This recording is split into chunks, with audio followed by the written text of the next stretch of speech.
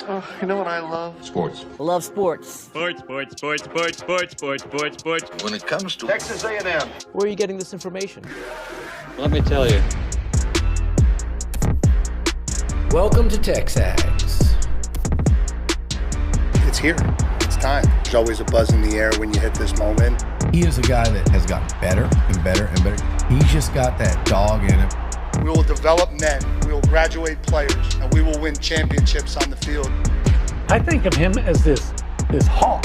Before long, he's going to be swooping in on those quarterbacks. And they embody what the school is about. It's about getting into hard situations and getting ourselves out. It's about working hard. It's about doing amazing things. And this is a real program. It's not fake. This is a real place. And if you want to be really good at football, this is a really good place to be. You know, if I'm betting on anybody, it's the Aggies.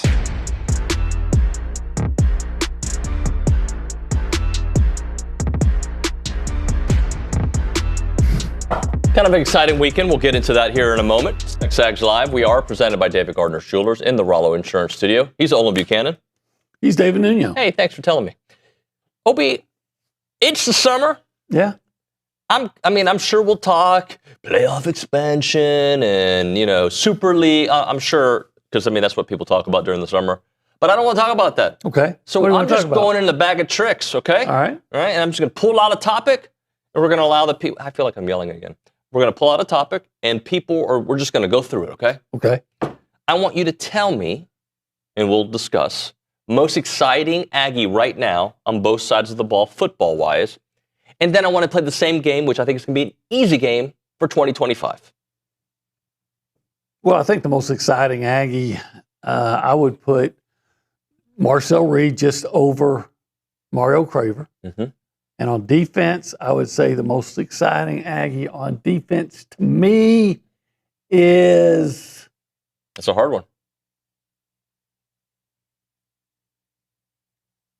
Gosh, exciting. That's the key word. Okay. Look at that play. Unfortunately, it's been so much, look at that play. Maybe DJ Hicks over Dalton Brooks. Okay. Because a lot of the guys we're hoping are going to make those big plays. We haven't seen it yet. That's why we got to guess. We got to project. Yeah. We got to project. And Dalton Brooks, I think, has great big play ability. He just doesn't always make them. He said himself, I've dropped some interceptions. When I think of Dalton Brooks, what play comes to your mind when you think of Dalton Brooks? I don't know. I'm thinking of the fake punt against Missouri. Oh, okay, yeah. Right, but that showed his ability, and he had the interception against South Carolina. Yeah. But other than that, he had a big sack against Arkansas. Yeah. And I think even against South Carolina. So you can make a strong argument for Dalton. Dalton Brooks would probably be my 1A or 1B on defense. I'm going to project. Okay, project. Marco Jones. Okay. I'm going to project Marco Jones. I hope Ricky Gibson gives me those vibes. I could have said, if things were different, I could have said Damian Sanford. Yeah. But things aren't different. But yeah, maybe Antosaka. Antosaka could be the guy. Marco Jones. And again, exciting, you can define it however you want. It doesn't mean best. I would probably say Mario Craver is my number one offensive, most exciting. That's not a shot at Marcel. No. When I just think of exciting, I think about the play at Notre Dame that really started the run, right? Amazing. So when I think of exciting, I think of him. I think Aaron Gregory has the potential to be the most exciting if he gets the opportunities. Okay. Maybe it'll be Isaiah Horton. ABR is they got exciting. Guys. Is that? Yeah. They got guys. I think it's one of those unusual situations where you lose an All-American who was a first-round draft choice, and his position remains the strength of the team. Yeah. I think the receivers are still the strength of the team. I agree. Ray Coney had 110 tackles at Tulsa last year. But yeah, I think it's more difficult to pinpoint on defense. Could Isaiah Horton be that guy? Of course he could. Yeah, it could be. Right? He would probably be in my... Who did I say? Did I say somebody besides Isaiah, meaning Isaiah Horton said somebody else? You said Mario Craver and Marcel. Yeah, well, I don't know. Okay. That I remember at least. Yeah, well, that's what I said first. But I thought just a minute ago I was mentioning names, and I'm thinking, did I say somebody besides that? Anyway, go ahead. Yeah, I think Aaron Gregory could absolutely be a name that we're talking about, and ABR. I mean, ABR already was one of the most exciting players last year. Oh yeah, this second half that he had, the catch reaching back against LSU, unfortunately, didn't lead to a touchdown. The diving catch against their show right here, if you're watching on TV, against South Carolina. Oh, that's not it. That's Samford, I think. But against South Carolina, that it didn't start that comeback, but it really made it seem, okay, like this is actually going to happen. If we go back to 2025, I would say KC. Oh, yeah. Right, would be my 1A. Yeah. Right, and then maybe the first half of the year, Mario Craver. The second half of the year, ABR. And Mario Craver was all season long, but I think the last couple of games when he was a little banged up, he wasn't making those spectacular plays like we saw. And ABR certainly was making some spectacular plays. I'd like to see Terry Bussey creep his way into that list because I think he's got exciting potential as well. Last year defensively, Cassius Howell has to be the other name with Dalton Brooks. Yeah, I agree. Yeah.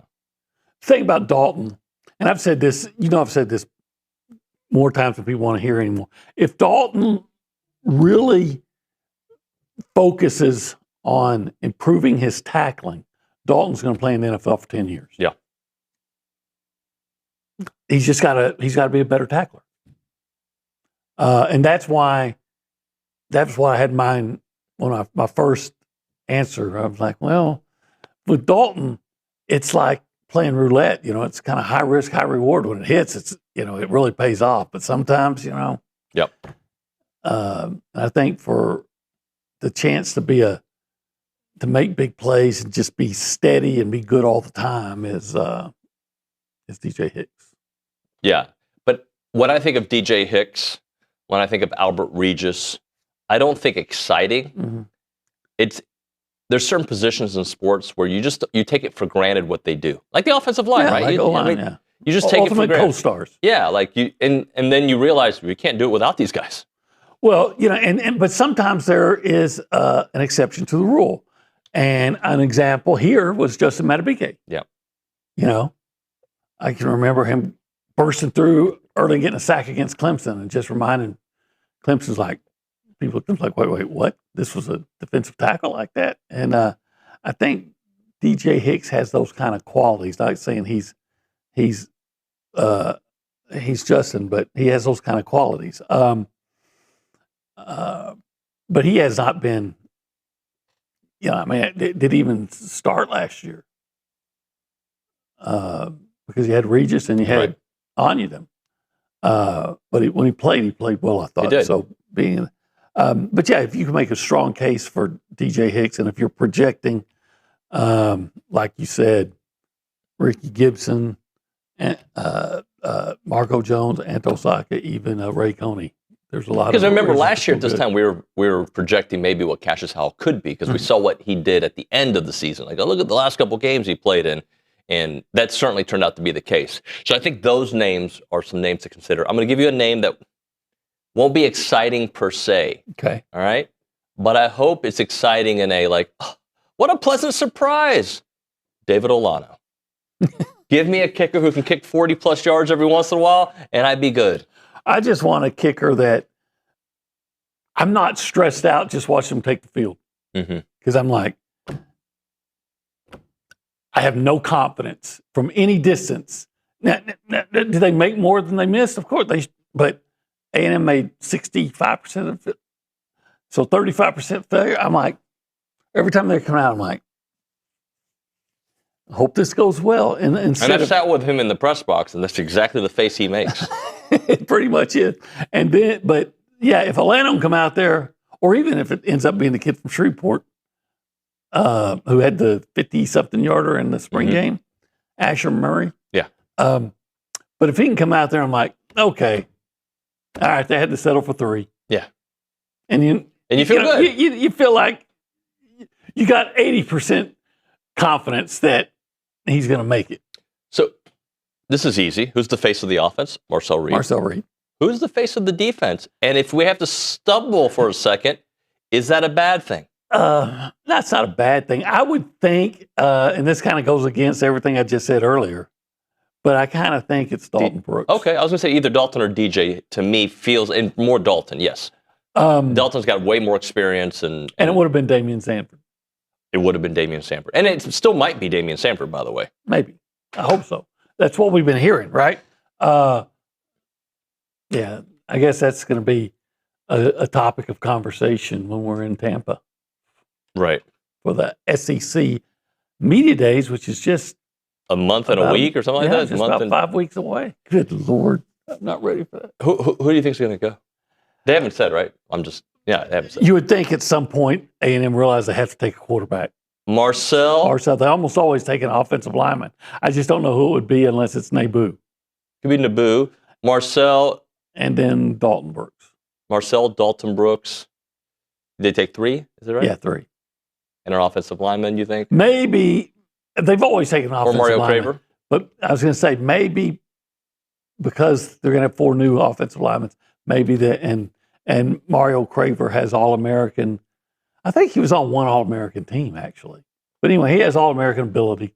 So they may just, okay. Marcel, yeah, I don't know if they'll do, if they do an offensive lineman, you're right, it's Mark Naboo. I would think, yeah. I mean, and I only say that because it seems like they always have. Some years, one year, didn't they bring 2 offensive linemen? Maybe not. Trying to think. There was always a defensive lineman, it seemed like. Last year was Armage, offensive lineman, right? And Zoom? Did Trey Zoom go last year too? I don't know.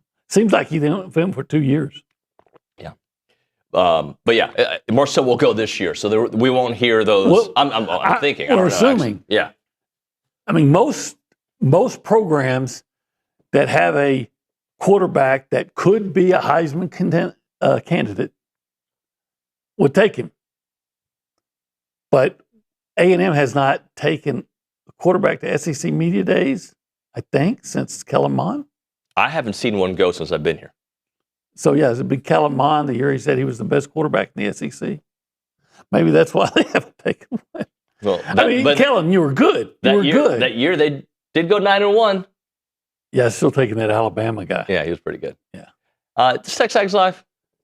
It's brought to you by David Gardner's Jewelers. In the Rollo Insurance Studio. The Go Hour is brought to you by the who? Warehouse of CC Creations. Thank you. We're hanging out here, but sometimes we hang out over there. But the holistic planning cool zone travels. Traveling's kind of cool. I'd like to do more of it. Yeah, you and me both, buddy. And if you want to be a part of the conversation, you can do it multiple ways. One way is to call us up on the Buppies Catering and Bartending Hotline. So what's the question? Who is the face on both sides of the ball? And who's the most exciting player? 979-693-1150. You can text it, though, and if you text it, what will it be? That'll be the Catalyst Pure Performance Energy text line. Let's go around the room. Let's go left to right. We go behind the glass. We say hi to the Nick Savage. Howdy, good morning, y'all. Hey, buddy. Howdy. I'm going to go the obvious choice for the most exciting player on the offensive side of the ball, Marcel Reed. Lionel Messi's best friend. They're good friends. We all know that. But, yeah, I think he's going to be, if he's going to take a step, he's definitely going to be the most exciting player on A&M's offense. He might be the most exciting player in the SEC, in the country. Who knows if he's a Heisman candidate. And defensively, I'll go Anto Saka, even though we haven't seen him outside of the spring game. I think, bringing in a Big Ten pass rusher. Last time we had one, Nick Scorton, he was pretty good. Hopefully an uptick in production and the sack numbers, but those would be my 2 picks for the most exciting player on both sides of the ball for A&M this year. I don't know how I feel about not knowing who it is on defense. Because it is, I think because it's Coach Elko, I have a lot of faith the defense is going to be really good regardless, right? There's that part. But since I don't know, like Des Rooks has been good. Ricky Gibson at Tennessee was really good before his injury. Damian Sanford was a star at the end of last season, right? There are reasons to believe this defense is going to be excellent. Yeah. But yeah, I can go back in my memory back when I was working at Yahoo, and Tennessee had one of the best defensive players in the nation First-round pick, Eric Berry, safety. You I remember him? Eric Berry, yeah. Didn't have nobody else. So at Tennessee, they absolutely knew who would have been the answer to that question. So, or maybe not as extreme, but more lately, if I asked you South Carolina, you'd say Dylan Stewart. Hands down, Dylan Stewart. On defense. Yeah, defense. Yeah. Hands down, Dylan Stewart. I said, okay, who's second? Oh, Joe Jones. And you have nobody. That's me. You don't know anybody else. Yeah. I'm not saying they don't have anybody else good. But it's not a top of mind name. Right. So, and maybe it's the same thing at A&M because people might know a player. No one in the SEC, unless you're at A&M, knows anybody on A&M's defense like they know Dylan Stewart. Right. Like we do here. So, but I guess the point I'm making is, no, you don't have to. That's not necessarily a bad thing. If you know Dylan Stewart but can't think anybody else, doesn't necessarily mean. So if you don't know anybody, I mean, and they may be great, they may have some other great players, you just don't know. And so if you're at A&M, you say, yeah, I mean, I don't know who's the best player, who's the face. It's not necessarily a bad thing. What if Brandon Arrington ends up being one of the most exciting players on the defensive side? Just like we talked about Aaron Gregory. I like the young potential. I like great freshmen. Yeah. You know why? Because they're usually going to be great sophomores. And hopefully even better juniors. And even better juniors. And then they're gone.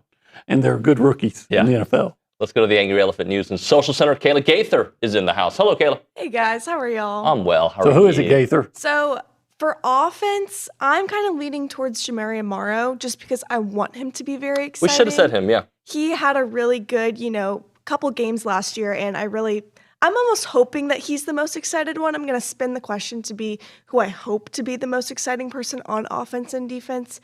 For defense, I'm going to look towards the safeties. I'm going to go Marcus Ratcliffe or Tafik Bayard because I want to see an uptick in interceptions.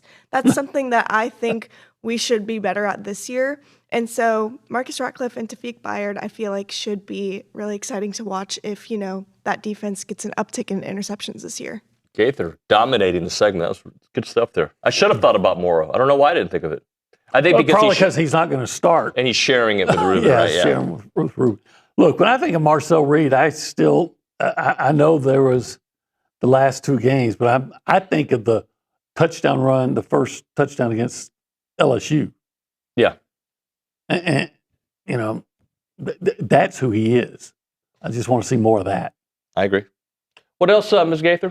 So if you were in College Station this past weekend, you know that the Argentina versus Honduras friendly took place. Argentina won 2-0. The official attendance was 91,102 people, which is a new soccer attendance record in the state of Texas. But that could be broken because the World Cup matches are set to begin in Arlington on June 14th. So really cool stuff to see from Kyle Field. Kyle Field just keeps breaking records. You see it almost every single weekend, so really good stuff over there. I hope they keep doing it, finding teams that are going to play. Yeah. Wish they would find one that was an unfriendly, But, I assume they're playing that game in the at the AT&T Stadium. Which game? The World Cup. Yeah. I remember the last time. I think it was the last time the World Cup was in the United States. Like the Cotton Bowl had to renovate because they were going to play there to put in grass because they wouldn't play. I guess there was some kind of rule that they had to play on grass. So I guess they've changed their rules since then. I don't know if they've changed. Because that's not grass, right? No, but I think they can bring in grass. So that's what they've done. So they've. Like Nick, you can fact check me on this, but I believe that they brought in grass this weekend over the Kyle Field grass. No. But you're talking AT&T. I believe they bring in grass. Okay. I believe they bring in grass. I might be wrong. I believe they bring it in. Well, that's interesting then. Yeah. But anyway, I didn't go.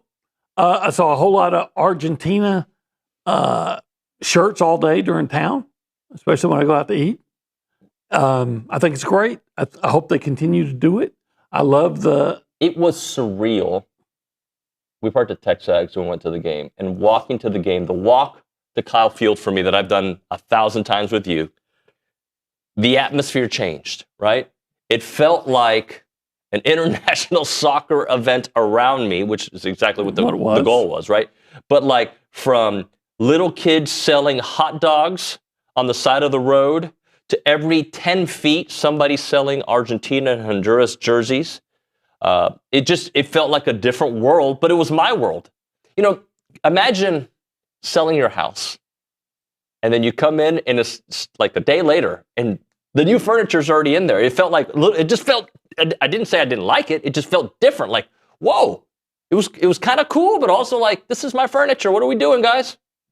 You know, I was telling, I was at breakfast and as I was leaving, somebody shouted my name. I went over to this guy, hey, shout out John Rodriguez. I know you're listening from San Antonio. And we had a conversation. I said, what brings you to town? What do you think? He said, well, I came for the soccer game. He said, Nuño would be proud of me. Mm-hmm. And I know you are. It was fun. Again, I hope they keep doing it. Maybe in a few years they'll bring in Portugal and when Ronaldo's 50? Yeah, that's why I said a few years. Yeah.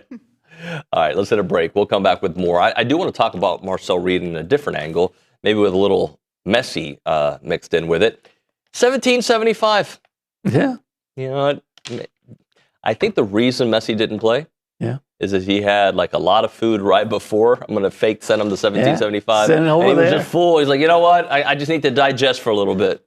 Say, hey, we're going to give you some of that succulent brisket and some of those pork ribs, some of that jalapeno cheese sausage, the turkey. You just order the sampler, the pulled pork and a big side of queso mac and cheese. Hey, man, just get messy. Just get messy and all that. Just use your hands. Heck yeah. So you can't use it playing your game, but you can use it at 1775. Do not use your feet eating the food, soccer players.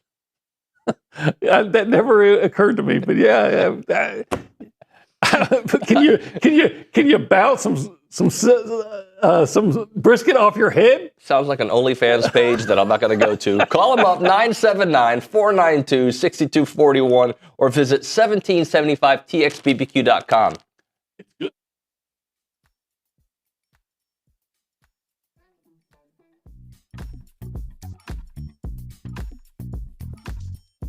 Hey everyone, David Nuño here of TexAgs Live. I want to introduce you to the team at Holistic Planning. Got Jason Barber here, Taylor Pankratz, and also Paul Meredith.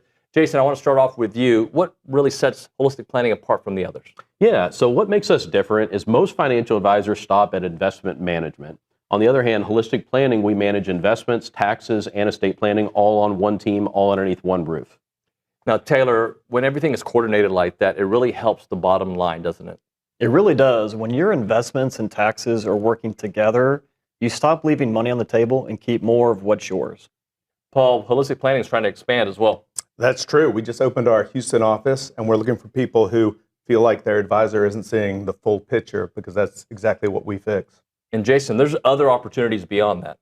Definitely. If you're a financial advisor and you want to join the Holistic Planning team, we're looking to add 50 teams in the next 5 to 10 years. So check out holisticplanning.com/advisors. All right, so if you want a team that actually coordinates everything, go to holisticplanning.com. Aggies, this one is worth it.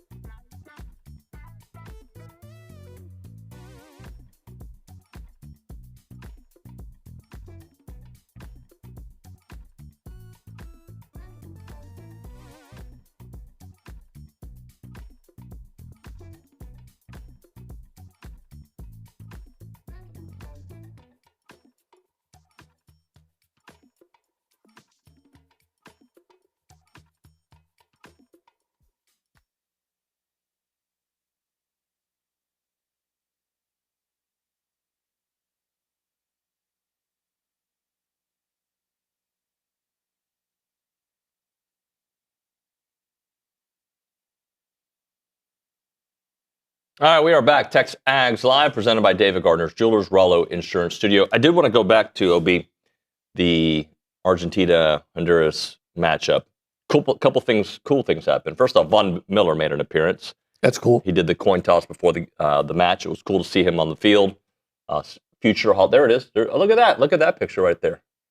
Ruben Owens, Von Miller, Marcel Looks like Reed. Ruben Owens supporting Argentina. And Isaiah Horton. Man, the Honduras must feel like stepchildren all weekend. Well, they didn't make the World Cup. You know, the family is connected to Honduras. Did you guys watch, by the way?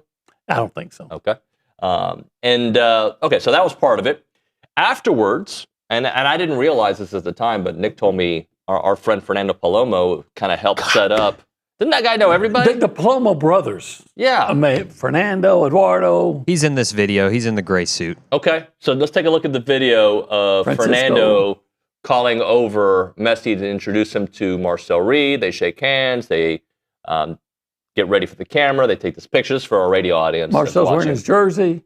And the reason I wanted to bring it up is, first off, how cool is it that Messi and Marcel meet? How cool is it for both?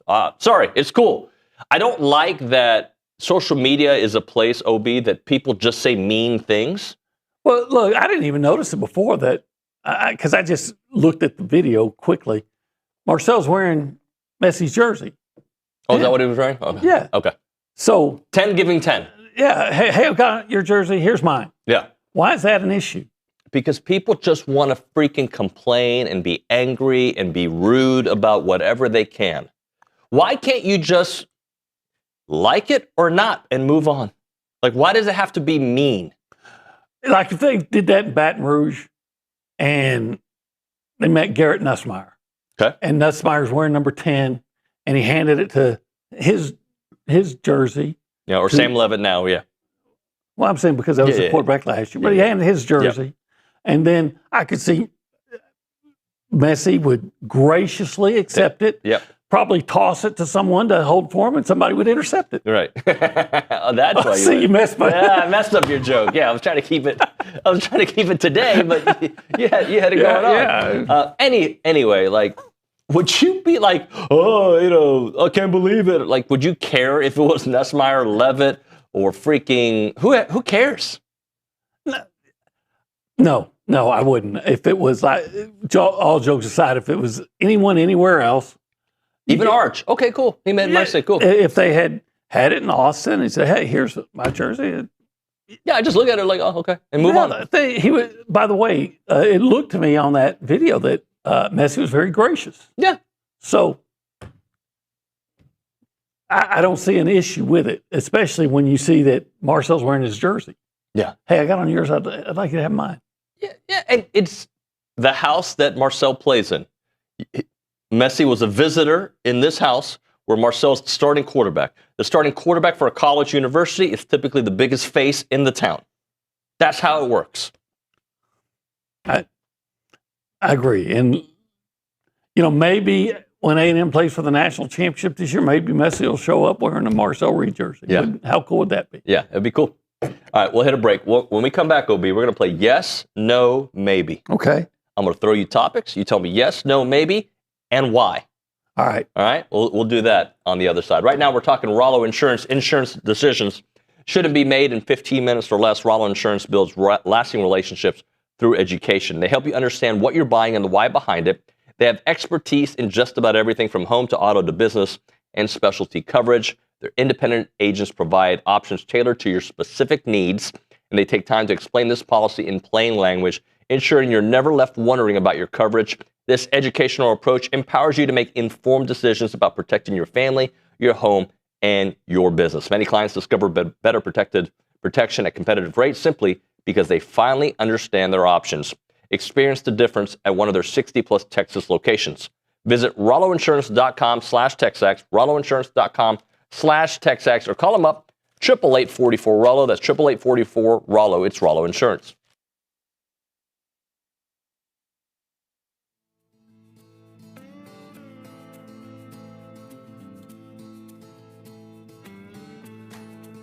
Hey everyone, David Nuño of TexAgs Live, and I'm here with Brandon Moreau of Brazos Valley Floor and Design. They're a family-owned business, and Brandon used to work for the A&M football team, the Texans, you name it. Brandon, tell us a little bit about Brazos Valley Floor and Design. Yeah, like you said, family business. We started in 1999. It was in a small feed store, and about 4 years later, my dad decided he wanted to grow the business and kind of focus on that. So we're in the location we are at now, and we have a large showroom with salespeople with designer experience, a lot of stocking power, and we catered a lot to residential builders, and we do a little commercial work as well. Tell me about your other company as well, Premier Countertop Design. Yeah, Premier Countertop Design is right there on site, so it's kind of a one-stop shop. People can come by, they can look at their slabs that they're going to cut, they're going to compare to their cabinet colors, their backsplash that they're going to do at our flooring store, and we have a lot of digital. We're doing a lot of digital stuff. We're templating, water jet, laser measuring, all different things like that. So tell me a little bit about what sets you guys apart from the rest of the competition. I think just being here in the community for 27 years in business, and our vendors that we have the relationships with, the pricing we can get because of how much we can buy in stock and things like that. And then as far as the countertop business, it's just the way we can be precise with what we do. All right, there you have it, guys. Check out the website, bvflooranddesign.com and premiercountertopdesign.com.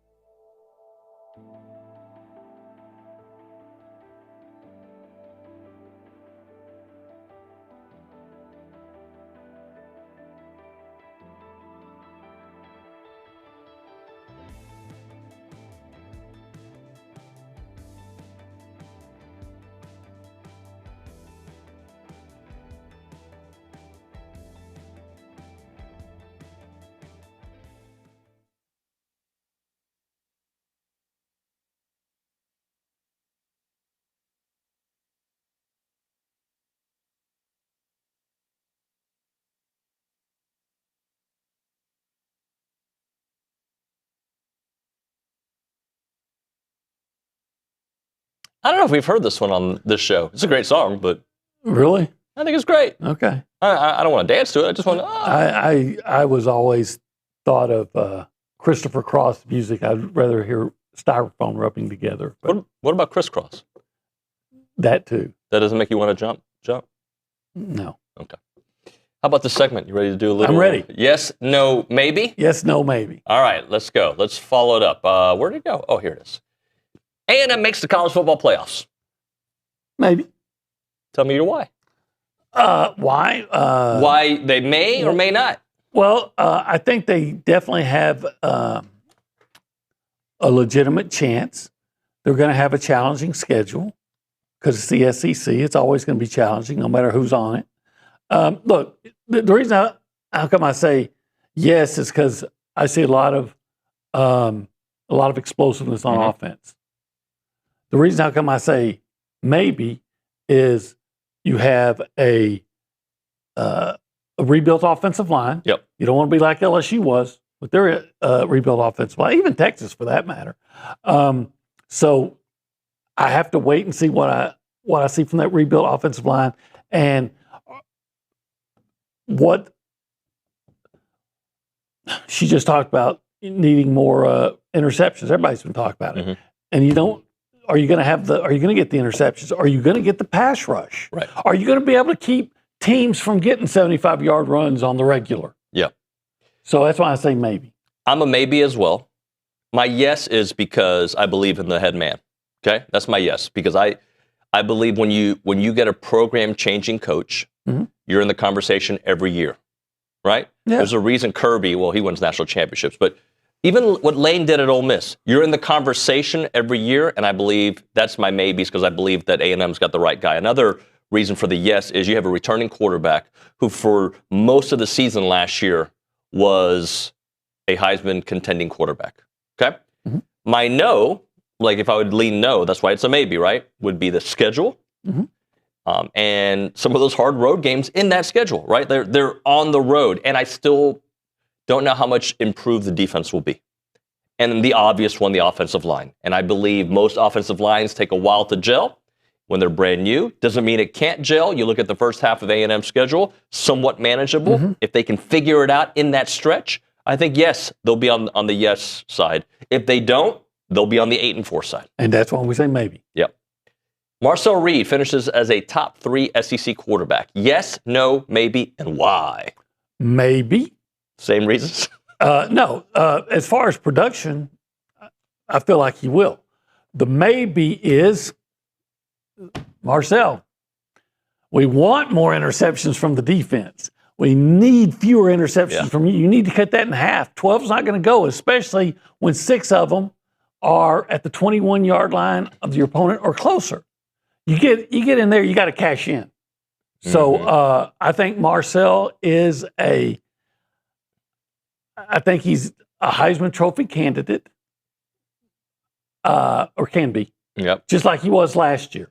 And if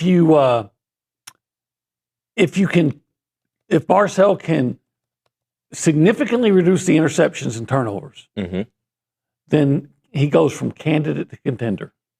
If he goes to single digits, I know you said cut him in half. If he goes to single digits, okay, how different does last season look? Well, he threw, 4 in the last 2 games? Well, it depends on when those, if you're going to cut it to single digits, when are they? Right.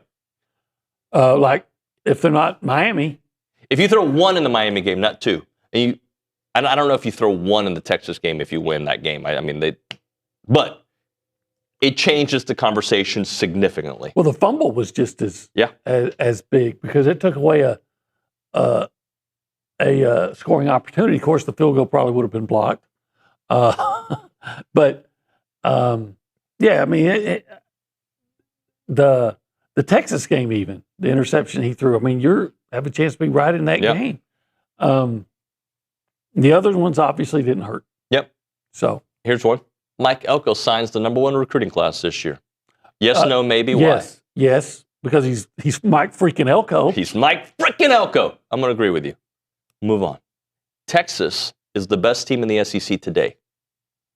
Maybe. Let me rephrase that. Will be. Maybe. Okay.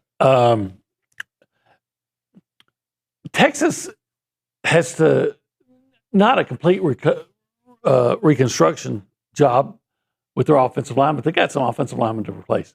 The defense, look, last year I keep hearing how great was Malik Muhammad. That is the corner. Yep. How great I'm sorry, I'm blanking on his name. Taff, Yep. safety. How great Anthony Hill is, and others. You can't tell me how great they are and then take them away and say the next guy's just going to be as good, right? You can't tell me. I'm not saying that Isaiah Horton is going to be as good as Casey Concepcion. He's going to be different, Right. So I'm not saying that you're going to be bad either, Texas. But I'm saying you still lost to Florida. You still lost to Florida. You got to play Oklahoma. I would say their schedule would be my big. Well, yeah, but if you're in the SEC, the schedule's always. You can say that for everybody. I think that they're going to be one of the best teams in the SEC. But I'm going to be questioning, just like someone for A&M, I'm going to question how good their offensive line is going to be and how good their defense is going to be. I know they got a heck of a pass rusher. Colin Simmons may be, if not the best in the country, one of.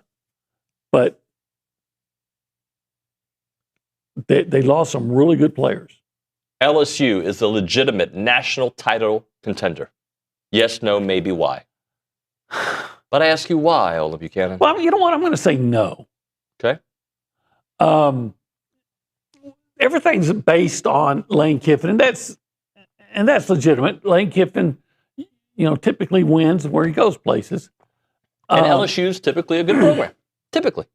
Yeah, but maybe they're going to be very similar to what they were last year. Mm-hmm. They're rebuilding an offensive line. Now, maybe that's not a bad thing. Their defense, significant losses.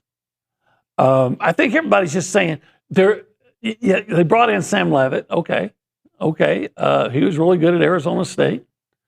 I'm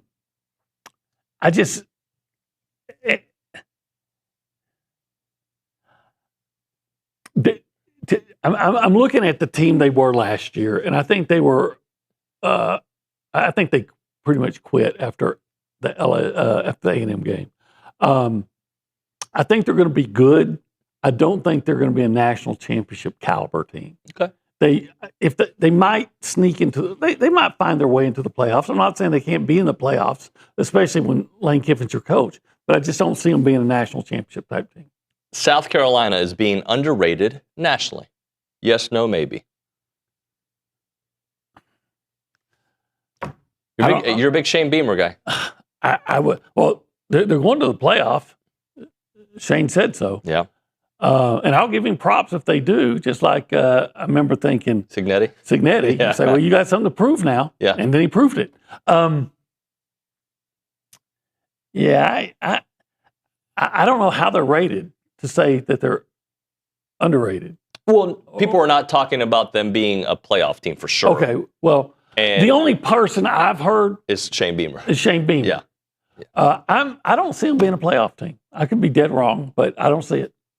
Nick, I don't know if you have it in front of you, but if you can give me South Carolina's schedule from last year, with their scores, I remember they played Virginia Tech. Because I believe they had a bunch of close games, which is par for the course in the SEC, right? Yeah, but they played Virginia Tech, I think it was early, and Virginia Tech I knew wasn't very good, and they struggled in that game. And I remember going, I think they might be in trouble. And then they played Missouri, and they didn't play particularly well, and Missouri didn't play particularly well and still won. I think, didn't the Bama game was close too? I feel like. Bama game was close. Bama won 29-22. Yeah. So it was relatively close. Here we go. So Virginia Tech, they won convincingly. It wasn't if you watch that game, I think they scored late to make it look better than it was. Vanderbilt, they got trounced. Missouri, trounced. So first half of the year, they were terrible. They beat Kentucky. They lose to LSU. So really, no. The second half of the season is where it started getting close. The Alabama game, the Ole Miss game, the A&M game. And then they won the Clemson. So they did play significantly better the second half of the season. Yeah. All right, OB. A&M beats either Alabama or Texas. Yes, no, maybe. maybe. Both of those are, one of them's a road game. Both of them are against teams that that feel like they're going to be playoff teams. Quite frankly, I think the best chance off the top of my head is to win at Tuscaloosa. But you never take a road game in the SEC for granted. I don't care who you're playing, as Texas learned. So I'll say maybe. I think they're certainly capable of winning both those games. Yeah. But Alabama's a proud program. I don't care what the situation is going to be. When you go to Alabama, you're going to have to play well to win that game. The SEC gets at least 4 teams in the college football playoffs. Yeah, they will. They will. Yes. Yes. At least I think 4. 2 years ago they got 3, if I remember correctly, and then last year they got 4. 5. Was it 5? Sorry, 5. Yeah. Yeah. So they're going to get 4. Last one. The most important game on A&M's schedule is not the Texas game. Yes, no, maybe. As of today. Yeah, I've said before that I think the most important game is going to be the LSU game. Mm-hmm. But maybe, because if they're 11 and if both teams are 11 and 0, of course if both teams are 11-0, you're probably going to play twice.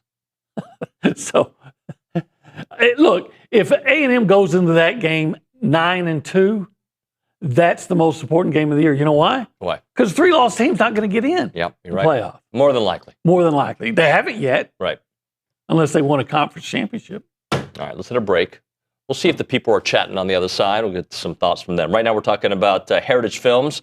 When it comes to preserving your farm or your ranch's legacy, it's not about pretty pictures. It's about restoring the values for the future generations that are going to inherit it. And that's what Chance McClain and his team does. They don't actually give you those values, but they tell your value story, right? That's what they do in a documentary form. They do it like HBO, like Netflix, like all the big companies.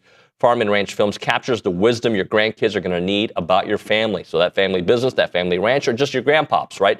They're going to be able to tell that story for the future generations, and they will be able to apply it in their life. Visit yourheritagefilm.com and click on the Farm and Ranch section of the website, or just call them up directly, 713-893-8341, 713-893-8341. It's yourheritagefilm.com, Heritage Films.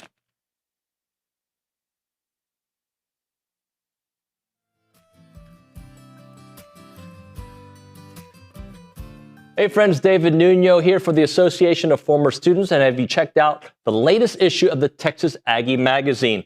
The May through June issue is a special Aggie Spirits issue that includes all things Aggie: wine, beer, mead, spirits, and much, much more. And the team at the Association of Former Students searched far and wide for Aggie-owned businesses, breweries, wineries across the state, the country, and even the world. That's right, the globe, baby. And as much as could be found has been compiled into the magazine for the Aggie Network. Now, normally, the Texas Aggie magazine is available only to Century Club members. However, this issue is available to everyone. So to read the issue and explore giving to receive future issues, visit tx.ag/Texas Aggie. That is tx.ag/Texas Aggie. Again, don't miss the special Aggie Spirits issue of the Texas Aggie to explore all things Aggie: wine, beer, mead, spirits, and much, much more. It is tx.ag/Texas Aggie. Check it out.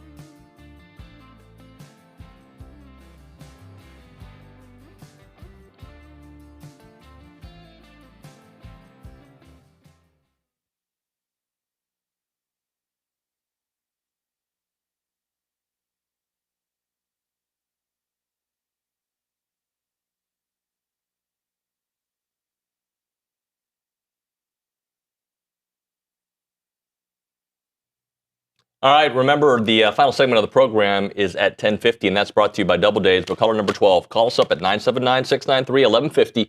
We're going to hook you up with your choice of a dozen pepperoni rolls or a large one-topping pizza from Double Dave's.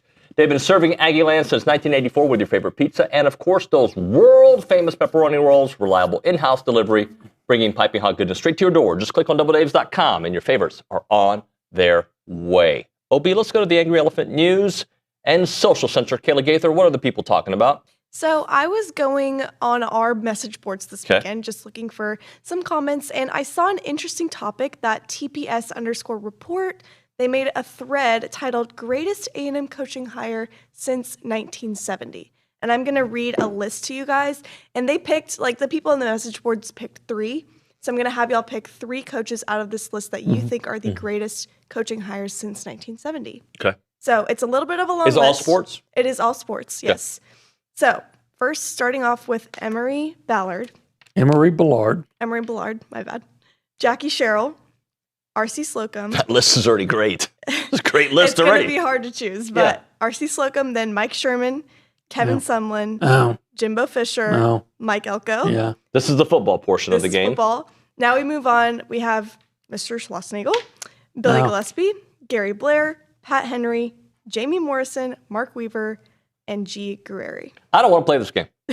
I don't like it. You know why? Because I got to pick people like you could say Jamie Morrison. Absolutely. Pat Henry wins national championships. Was Mark Weaver on that list? Mark Weaver was on this list. list. So there you go. Done. But R.C. Slocum's impact, for me, OB, I want to pick people that I really watched, okay? Mm-hmm.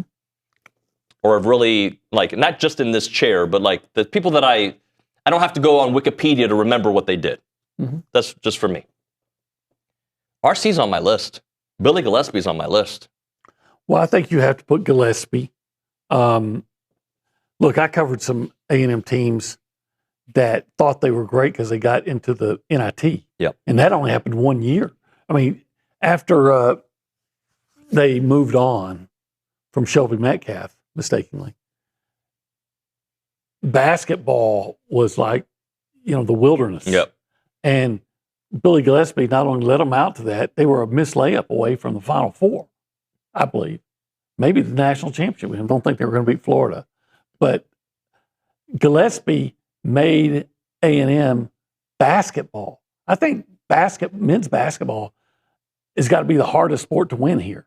He started a run, and since then, A&M has done a great job staying around that level, right? They've been a little bipolar. Yeah, but yes, they find a way to bounce back. So I would say Gillespie definitely. I think I would say Jackie Sherrill. I love Jackie too. Changed the whole. Now, has there been some ups and downs? Yeah, but a lot of those ups and downs were beyond a coach's help because look, A&M administration sometimes wasn't the best. So Jackie Sherrill changed things. So I would say Jackie Sherrill, and I'm hoping to say Mike Elko, but it's still early. So early in the process. So I'm going to tell you right now, he eliminates himself for how he exited, but the most successful coach in the Big Three at A&M is Schloss. But he is eliminated for the way he left, so he can't be on my list. I think but you know what? A&M had been, now he was the first one to win a College World Series. A&M been to the College World Series before. I'm thinking of people that dramatically changed the program. So where I'm at is I'm trying to flip a coin between Pat Henry and then Jamie Morrison. We can continue this on the other side. OB's going to stick around for another segment. We'll think about that a little bit longer, and then I'm going to ask you an actor question. Okay. All right? Acting! You're going to do a dramatic scene. I'm a thespian? Yeah, I'm going to give you an actor. You got to pretend like you're one of them. A quote from them, okay? Okay. All right. It's TexAgs Live.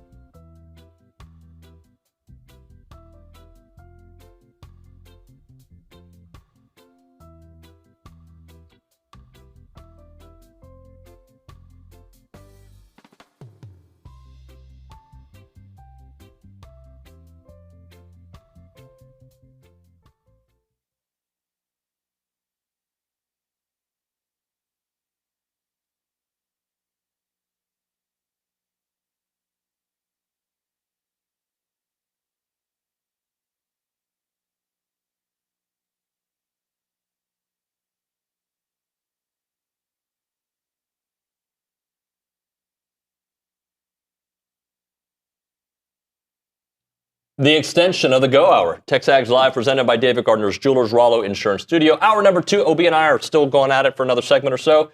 OB, we were... Yes, sir? I was going to say, I would be remiss that I didn't mention Gary Blair. Gary Blair, yep. That women's program had to be one of the worst in the country under Peggy Gillum. Mm-hmm. She was incompetent. I mean, it was awful. Yes. I think they went winless in conference play. I mean, they were horrifically bad. Much like they were before, the men were before Billy Liucci. And Blair comes in and wins a national championship. So the point is, A&M has made a lot of great hires. It's hard to... If we say national championships, like if that's, which should be, at the end of the day, that's what we play this for, right? To win it all. You go Gary, you go Weave, you go Morrison, you go Henry, right? Okay. If we're talking about like program changing sustainability, okay? Billy Gillespie is... Cheryl, of course, he... Jackie left. for sure, yes.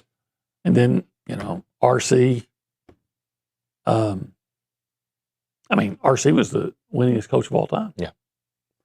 So, it goes back to, look, I give Bill Byrne a lot of credit for that. He didn't hire all those guys, all those coaches, but he hired a lot. And he was one that, like I said, I remember talking to an athletic director here, says, as long as football is good, the whole athletic program's fine. And he said, we're going to try to win at everything. And you're saying that and we're seeing it now, they are winning. Yeah. Consistently in everything. And there may be one or two sports that are down, but come back up. Obi, I'm going to ask you a question. Okay. If a player, I'm not going to say the who because I don't want to put the juju on them, okay? If a player strains a hamstring before the Citadel game, the week before, okay? Strains a hamstring. Okay. Would you expect them to play in the Citadel game? No. Okay. So I got a text from Tim in Houston. You want to read it out loud? Sure. So Tim in Houston said, sorry, one second, my computer. Okay. He said Messi not playing was a joke. They fooled all 91,000 people and ruined it. Everyone around me was upset. So, and what I want people to understand is he strained his hamstring the week before in the last game he played for Miami FC. Okay. And the ultimate prize, especially for an older 39-year-old player, I think he's 38-year-old player, in the World Cup, the defending champions, is probably not to play him in a preseason friendly that doesn't matter, in my opinion. And I think that would be in any sport, in any, like, with the playoffs approaching, in a game that you know you're going to win regardless, or the result doesn't matter. I don't think, I'm not a Messi guy, as you guys know. That's why he didn't play. It wasn't like we fooled you, Aggies. Right. Like, it wasn't that. No, I mean, I wouldn't play a guy in a game that didn't matter. If you have games that do matter coming up, if this guy feels like that, I get maybe he went to the game and was disappointed because and I understand people were every time they showed him on the screen, the place went crazy. But did you want to see a guy? Would you have felt better if he went out there with a strained hamstring and couldn't run? And looks like Chris Hakopian trying to score from third. I mean, from second on a ball that barely left the infield. Right. It's like the midweek game. Are you going to play a guy who's a little banged up? Probably not, right? Like, so I understand. I think everybody wanted to watch that dude play. Yeah. Everybody wanted to. But with the World Cup a week away, I understand. But is he going to be in his situation, his health situation? Is he going to play at the level that? Do you want to just see him stand out there, basically? Yeah. Because you could see him standing on the sidelines. Yeah. He did play rondos before the game. That's about as much Messi talk we're going to do. I wouldn't get upset about that, but, to each his own. All right, Obi, here's my question for you. It's an actor question, because I was thinking about this. Okay. So I think, as you know, I'm on this Dutton Ranch kick. Yeah. All right. I think the show's good, dude. Good show. It's a good show. So, and I started thinking about Kevin Costner, and I'm like, that dude doesn't miss. Like, how many? I mean, I know he's missed. What was the name of that movie? Waterworld, right? That was terrible. The Postman was even worse. I don't know if I saw The Postman. Yeah, that's how bad it was. But most of the time, he makes a lot of. He doesn't miss. All right. Yeah. So I started thinking, who are some actors that don't miss? There was a time that Robert De Niro did not miss. He misses a lot now. Who are actors that don't miss? Morgan Freeman. Doesn't miss. Same character in every movie, by the way. That's okay. Yeah, probably, as much as I don't like him, probably Tom Hanks. Doesn't miss.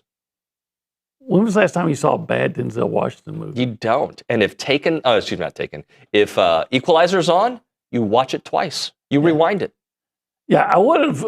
Training Day? I would have maybe said Liam Neeson. His movies now suck. Yeah, especially the Gray. The one, did you ever see that one? The Gray Wolf? It's called The Gray. I don't know. They crash a plane in Alaska and trying to get that sounds avoid. horrible. It was awful. Yeah, he died recently. Robert Duvall. Robert Duvall did not miss. Secondhand Lines. Yeah. You know, people don't even. A lot of people don't even know that one. Tom Hagen. Yeah. The iconic. You don't know what we're talking about, right? Tom Hagen. Robert Duvall, and I think he died 6 months to a year ago. Yeah. But man, I don't know if I ever saw a movie. He's in Apocalypse Now. I don't think I ever saw a movie he was in that wasn't good. Gene Hackman didn't miss much. No, he didn't. You know, the thing about Gene Hackman, he was such a great dramatic actor. And then I'm seeing him in Young Frankenstein as the blind monk, and he was hysterical. And Hoosiers. Hoosiers was great. Yeah. Daniel Day-Lewis. I have to admit. Not your style? No. A lot of his movies, I like There Will Be Blood, I think it is. Yeah. It's a good movie, but I don't walk away going, man, that Daniel Day-Lewis. He doesn't make me go to the box office. Right. I got to hear, this movie, you can't miss it. I go watch and then, it. He does a good job. Yeah. Christian Bale? Dude doesn't miss. Not because of Batman. Christian Bale's incredible. It's pretty good in American Psycho. Yeah. Even though it was weird. It was a weird good. Yeah. I guess. He won an Academy Award when he played Mickey Ward's brother in the boxing movie. Okay. The Fighter. Yeah, The Fighter. Yeah. I interviewed him for that. Wahlberg was good. Gary Oldman? He misses. Does he? Yeah. What is he? Oh. I'm sure there's something that he... Does Tom Cruise miss? Oh, yeah. He's had some movies. I don't like Mission Impossible, but I know they're fantastic. Didn't he have that one called something like Oblivion that was supposed to be god-awful? I didn't see that one. Vanilla Sky? Did you watch that one? Oh, it was awful. I watched 10 minutes. I was out. Yeah. I mean, he's had some real stinkers. John Travolta? General's Daughter was he misses. Wild Hogs. Yeah, he misses. He misses. Peruna in College Station says Jack Nicholson. Doesn't miss. Although I don't have to see his movies. Yeah. And then someone else said, unfortunately, Matthew McConaughey. Yeah, I like Matthew McConaughey. I like him. I like him too. I really do. I don't have a problem with a guy that supports his team. Yeah. In fact, I wish we had a guy like that who's always supporting, who's a big celebrity. But Mud, he had a movie called Mud. Didn't watch that one. Sounds like a movie I wouldn't watch. Was it about mud? It sounds terrible. Give me a better name. Like, why am I going to watch it? Mud. No. Look, he was amazing in Dallas Buyers Club. He had one movie about a dragon going around flying and killing people. I'm like, this is pretty tedious. Okay, I didn't watch that one either. He was incredible on that HBO show. What was it called? True Detective? Oh, that was great. Incredible. Woody? Yeah. Now, Woody's good. There's a guy that makes a lot of good movies. Yeah, he makes really good movies. And stupid movies he makes good, like Zombieland. I didn't watch that one. It just sounds like a movie I wouldn't watch. Watch it. Nick, have you watched any of the movies we've brought up? Mud, Zombieland? Unfortunately, guys, I have tuned out. I'm not a movie guy, so the only actor I can think of that every movie is good that I've seen is Leonardo DiCaprio. Like, I feel like all his movies are pretty good. He doesn't miss very much. Shutter Island, I thought sucked. You didn't like Shutter Island? I didn't. I don't know if I saw that one. I liked it. What happens on Shutter Island? Is it like an island that people close their eyes? Don't want to give away the ending. No. Just in case. You never know. I might catch it on a plane. All right, so it is summer. That's why we're doing movie talk, by the way. OB, I gave you a list of quotes that are iconic in movies. Yeah, I know all these. All right. I would like for you to try to deliver them in your thespian form to feel like we're recreating the movie in 2026. So I'm supposed to say it like Clark Gable did. Yeah, or if you could, how about we do both? How Olin would say it in East Texas and how Clark Gable would say it. All right. Clark Gable in Gone with the Wind says, frankly, my dear, I don't give a damn. In East Texas, I'm saying, Frankly, B. Okay. I don't give an S. That's what you would say in East Texas. All right, let's see if you can Frankly, B. I don't give it. All right, now you do Michael Corleone. That was Vito. Oh, Vito, excuse me, yeah. I'm going to make him an offer he can't refuse.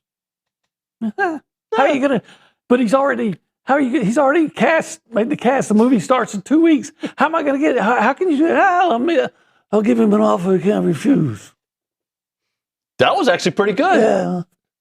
I'll give him an offer he can't refuse. Have you seen this movie? He's getting into it.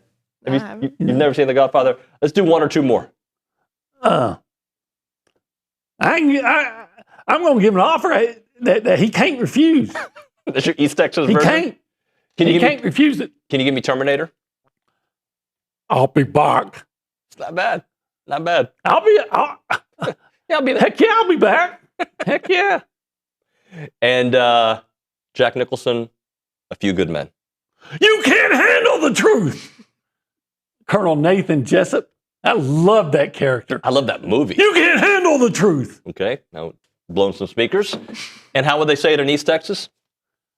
You can't handle the truth. You can't. All right. Let's class up this segment in the last few minutes and go sports. You can't class up this segment. You can't.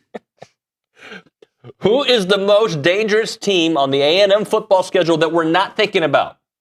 Most dangerous team we're not thinking about. Like when we think about dangerous teams, we're thinking about Bama or Texas, right? Mm-hmm.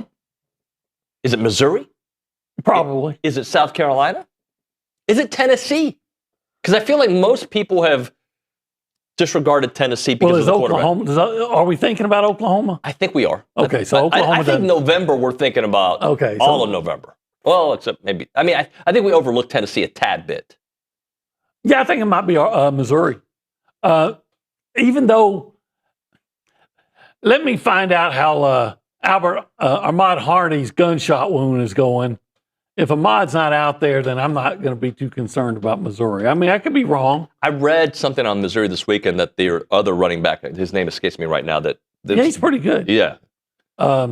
He had a touchdown against the Aggies. I can't think of his name right.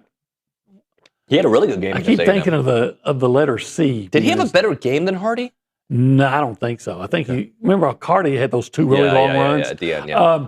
It could, you know what, as much as I like to make fun of South Carolina because of, what Beamer did, it could be South Carolina. Yeah. They're going to the playoffs, Well, they might. No, I don't think they will. But when I think about them, I just think my only experiences at South Carolina are losses. Because I've only been there twice. You know what? I've been there as many times as A&M's been there. And I've seen A&M, I think, blow them out twice.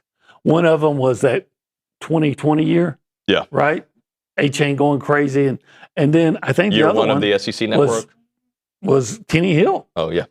Throwing for 500 and something yards, whatever it was. Shocked them. They expected that it was going to be the other way around. I want a steak dinner from Braden Gall on that one. But yeah, I mean, they've won up until that, 2022 year. They'd won every time, but a lot of times you had to sweat it out.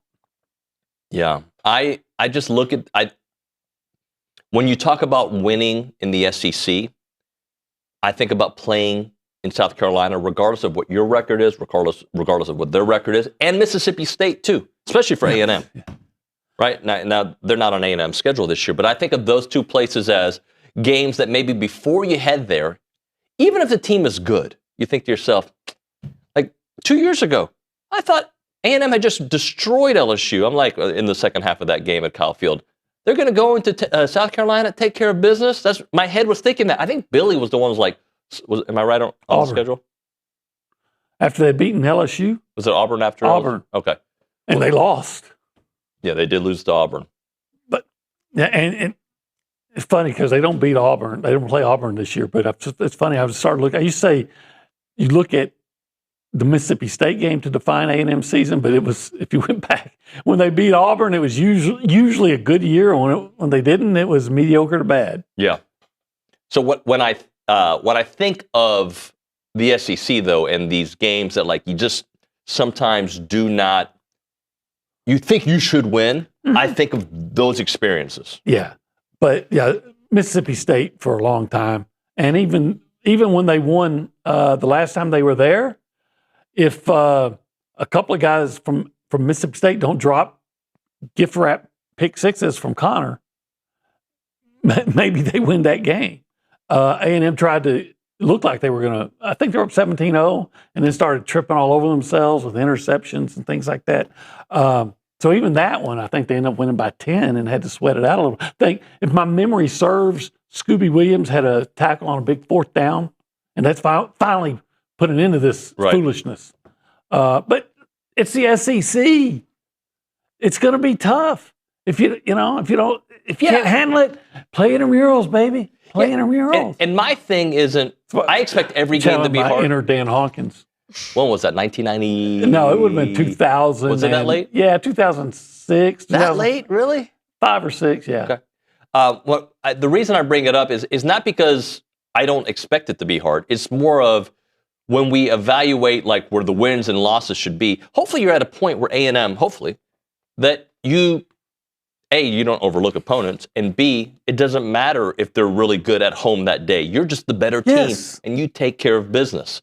And I think that we as Aggies are sometimes conditioned to like, I don't know, you're going to South Carolina. I don't know. Oh, you got to go to, Now, there's some that always pick A&M to win. There's some that always pick A&M to lose. Mm-hmm. I try to pick it based on my feels for that moment.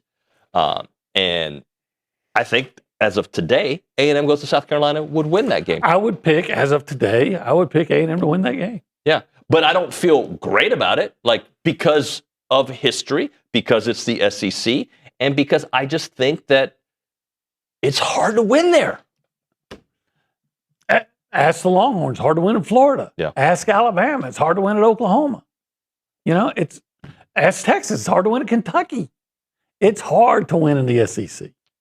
And that's why I understand. That's why Greg Sankey says, look, we want guaranteed 4 teams in the playoff because it's harder to win in our conference on a weekly basis than it is in any other conference. And we were talking about this last week. I talked to, for years, Cedric Golden, Kirk Bowles. I'm telling you, it's different. It's different here because if you're not ready to play every week, you lose or you almost, and they're like, yeah. Well, it's so funny, and I'm not taking a shot at Sark here. I'm just what we were saying, what Billy was saying about the SEC and the schedule and this and that in Texas, what they were saying when they were at the Big 12, and how now Texas is having the same conversations towards Texas Tech and their schedule. Like it's just interesting how perspective changes based on your neighborhood. Mm. I was thinking the other day about, because somebody was still talking about this whole thing with Texas, and go ahead. Tell us the news. Yeah, so this is pretty relevant news to the college football world. Pete Thamel just reported a minute ago, a judge in district court in Lubbock County, Texas, has granted the injunction requested by Brendan Sorsby. He's set to be eligible for the 2026 season. Wow, what timing. We were just talking about Texas Tech, and this comes down. I would wonder if the NCAA is going to find a way to appeal, and because that's one that you have to draw a line on gambling. Wow, you have to draw a line on gambling. I am not surprised, but I thought maybe this time they'd get it right. It's disappointing to see that this is not the line that they're drawing. Right. You have to draw the line, but it's just as Texas Tech judge. Remember, an Alabama judge said what's his name could play. Bediako. And he did play for 4 games, I think it was. And then, somebody else Hussein came in and said no. Because if you're if you set this precedent, then that leads to game fixing and all kinds of things. You just can't. It's a temporary injunction. Temporary, of course. Right. And here's a quote from it. The court finds the applicant has demonstrated that he will suffer a probable, imminent, and irreparable injury if this court does not issue the temporary injunction because he will be unable to participate at Texas Tech. The injunction states, I'm trying to see if there's any more parts of it that are interesting. What I think this does, by the way, OB, is, okay, well, then you've just said that every athlete can bet on their team. Can bet on their team. So as long as they don't play in that particular game, maybe. I think, look, I've been kind of sitting a lot of the Texas Tech stuff out. But you cannot allow gambling in any fact. And I think this is a blemish on Texas Tech that they would even try to make this happen. Yeah. Yeah, I think it's a disgrace that Texas Tech even tries to make it happen. And I'm sure it won't set well. If anybody from Texas Tech sees this, I might show up on a Texas Tech website or something. I don't care. I mean, you got a guy that was gambling on was it his sport? I think it was. I think that's what I read. What, Texas? Yeah. When he was at Indiana, he gambled on Indiana games. Now, he wasn't playing. Was it Indiana? It was at Indiana, right? Yes. Okay. Yeah. Well, wherever he was. It was Indiana, yeah. You can't allow that. Again, that can lead to fixing games and people getting involved in it, and guys getting hurt because I tried to fix the game, but so and so wasn't in on it, and I'm going to have to break your leg anyway. Right. Look, take away the name Brendan Scoresby. Anybody who gets caught for gambling on their sport, I am surprised when the news comes out in April that you were eligible in June. Sorry, I find that ridiculous. Oh my, that is. But you know what? I'm not surprised that Texas, that Lawrence was able to go out, or whatever his name is, was able to go out and what's the coach's name at Joey McGuire? McGuire. I say Lawrence. I'm thinking of Joey Lawrence. Joey McGuire. Joey Lawrence, the actor? Yeah. We were just talking about acting. Iconic actors, yes. That McGuire, I'm not surprised that he was able to go out and find a local judge to say, he's going to be irreparably harmed. Well, you know what should have irreparably harmed him? He should have been irreparably harmed by the bad decisions that he made, because no one made him make those decisions. You know what? We should just call Myles Garrett up, bring him back, find a judge here that'll grant him temporary, and we'll just use him when we need him. All right, sorry. No more Los Angeles Rams for you. Yeah. Just come back home, and we'll pay you the same. I have to believe that the NCAA, what little spine they have left, is going to try to fight back with everything they have. Yeah, I'm sure this is a developing story, OB. Thanks for staying a little bit longer. Yeah. With this segment, we did R.C. Slocum talk and coaches. We did thespian acting. And made an offer you couldn't refuse. And then what else did we do after that? We did a team that we're not suspecting, and then we had breaking news. We did the maybe segment. That wasn't this segment. That was last segment. That was at 8:35. Oh, yeah. Oh, yeah, just in the last 23 minutes is what I'm saying. Okay. Holy smokes. All right, we'll hit a break. We'll come back, and we'll just probably react more to this. Thank you, OB. When it comes to your money and your peace of mind, it starts with the right team. That right team should be Paragon Financial Advisors. They're an independent fiduciary serving clients all across Texas. No commissions, no sales pitches, just trusted advice tailored to you. They have a team of 18 professionals, including 9 CFPs, a CFA, and a CPA, and their expertise does run deep at Paragon. Credentials matter, and so does your future. Visit paragon-adv.com or give them a call, 979-693-3907, to schedule your free consultation today. It is Paragon Financial Advisors, integrity, expertise, and trust. Paragon Financial Advisors.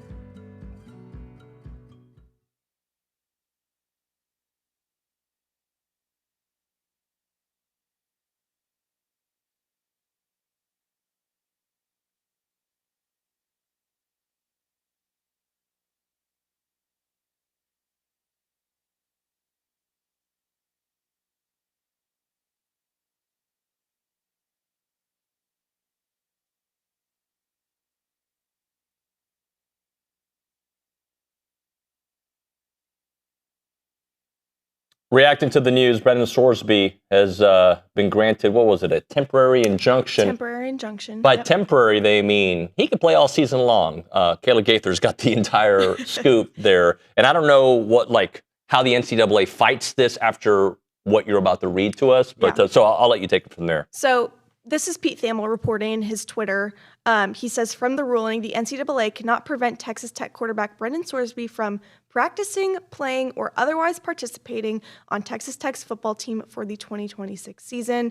In another tweet, he says Brendan Sorsby cannot play in Texas Tech's first 2 games, which would be against Abilene Christian and then traveling to Oregon State. And this was suggested by his legal team. So interesting stuff there. I'm just going to ask some questions real quick. Okay. And I need a legal expert here, but I want Nick and you to kind of talk with me. Yeah. Could this kind of ruling happen in Major League Baseball? We haven't seen it yet, but I mean... Like Pete Rose wanting to get in the Hall of Fame. Yeah. Right? That's technically not Major League Baseball, but I'm just trying to think we see all these court cases overturned and the NCAA just get slapped by everybody. Mm-hmm. Right? Is it because college football is not a strong entity, even though it's a very strong product? I feel like it's because there's a lack of governance in the NCAA, especially college football. There's not set rules for the NCAA, especially last year. I feel like that's a rule, though. I think we all know that's a rule. Well, with Charles Bediako, you saw his whole situation just get turned around. He played for 4 games, and then ultimately they decided, his situation was not viable for NCAA. But you see this now coming to light with the lack of ruling and governance in the NCAA. Brendan Sorsby, the judge went above all of the NCAA's heads and just ruled him, okay, temporary injunction, but temporary meaning 9 months out of the year. Before OB walked out of studio, and we got to hit a break here in a second because we got to get back on track, but before he just said that Texas Tech is now the most hated team in the country, and I'm going to ask the audience that, did Texas Tech become the most hated team in the country? And by the way, if you're a Texas Tech fan, I would embrace this rule. Mm-hmm. Be the NWO. Enjoy it. I don't care. Because if the shoe was on the other foot, I'd be like, yay! Mm-hmm. Pablo gets to start. Yeah. Let's go. Because you're not going to convince anybody else. No, we see things through we're all selfish when it comes to sports. When it comes to life, we're all selfish, right? But if I'm a player that's been sweating bullets the last 6 weeks because of this Sorsby situation, dude, if people find out what I did, now he's like, doesn't matter. I can play. A precedent's been set. $1,000 more deposited into the gambling account. Boom. Hey, I'm gambling now. Yeah. Right? This is horrendous for college sports. It has not. If it was any school outside of A&M, I'm great. I'm going to be honest here. Any school other than A&M, I would have a major problem with this. This is not about Texas Tech. It's about what it means for sports, what it means for college football, what it means for college athletics. It's about where college football is heading, and we've seen it so much recently in the news of just what the ruling should be, especially with a college football playoff, but you're seeing it more with just so many different issues surrounding college football, and it's sad to see where it's heading now. I'm disappointed by it. I'm sure there's more to this story. I can't believe that's it, open shut, right? I can't believe that. So we'll stay on top of it. Obviously, I'll get a Texas Tech insider here soon. I want to hear what they're thinking, and so we'll do that. Right now, Milliken Reserve Charm, they're a farm-to-table community in College Station. They got homes, they got trails, they got farms, they got wide open spaces, and they have a mission to build a healthy community around nature. They have 2,600 acres of open space, 30 miles of trails, and they have homes. They want to connect families to nature and to each other. And they have an extensive network of trails throughout a wooded landscape that includes walking and equestrian paths, creeks and ponds, and gathering areas. It is a place for families to cherish for generation after generation.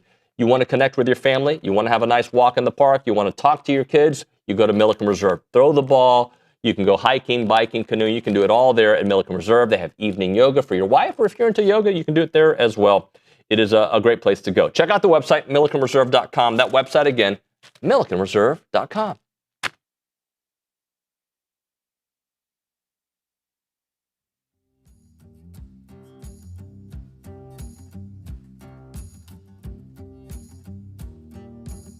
Everyone, David Nuño here for Allen Honda. Had a great conversation with them earlier today. John Allen's the owner. He's been here forever. And also their GM, Rusty Skinner, great guy. Wonderful conversation. They're super local. They're a family-owned dealership, not some massive auto group. And they treat their customers like family because they basically are family.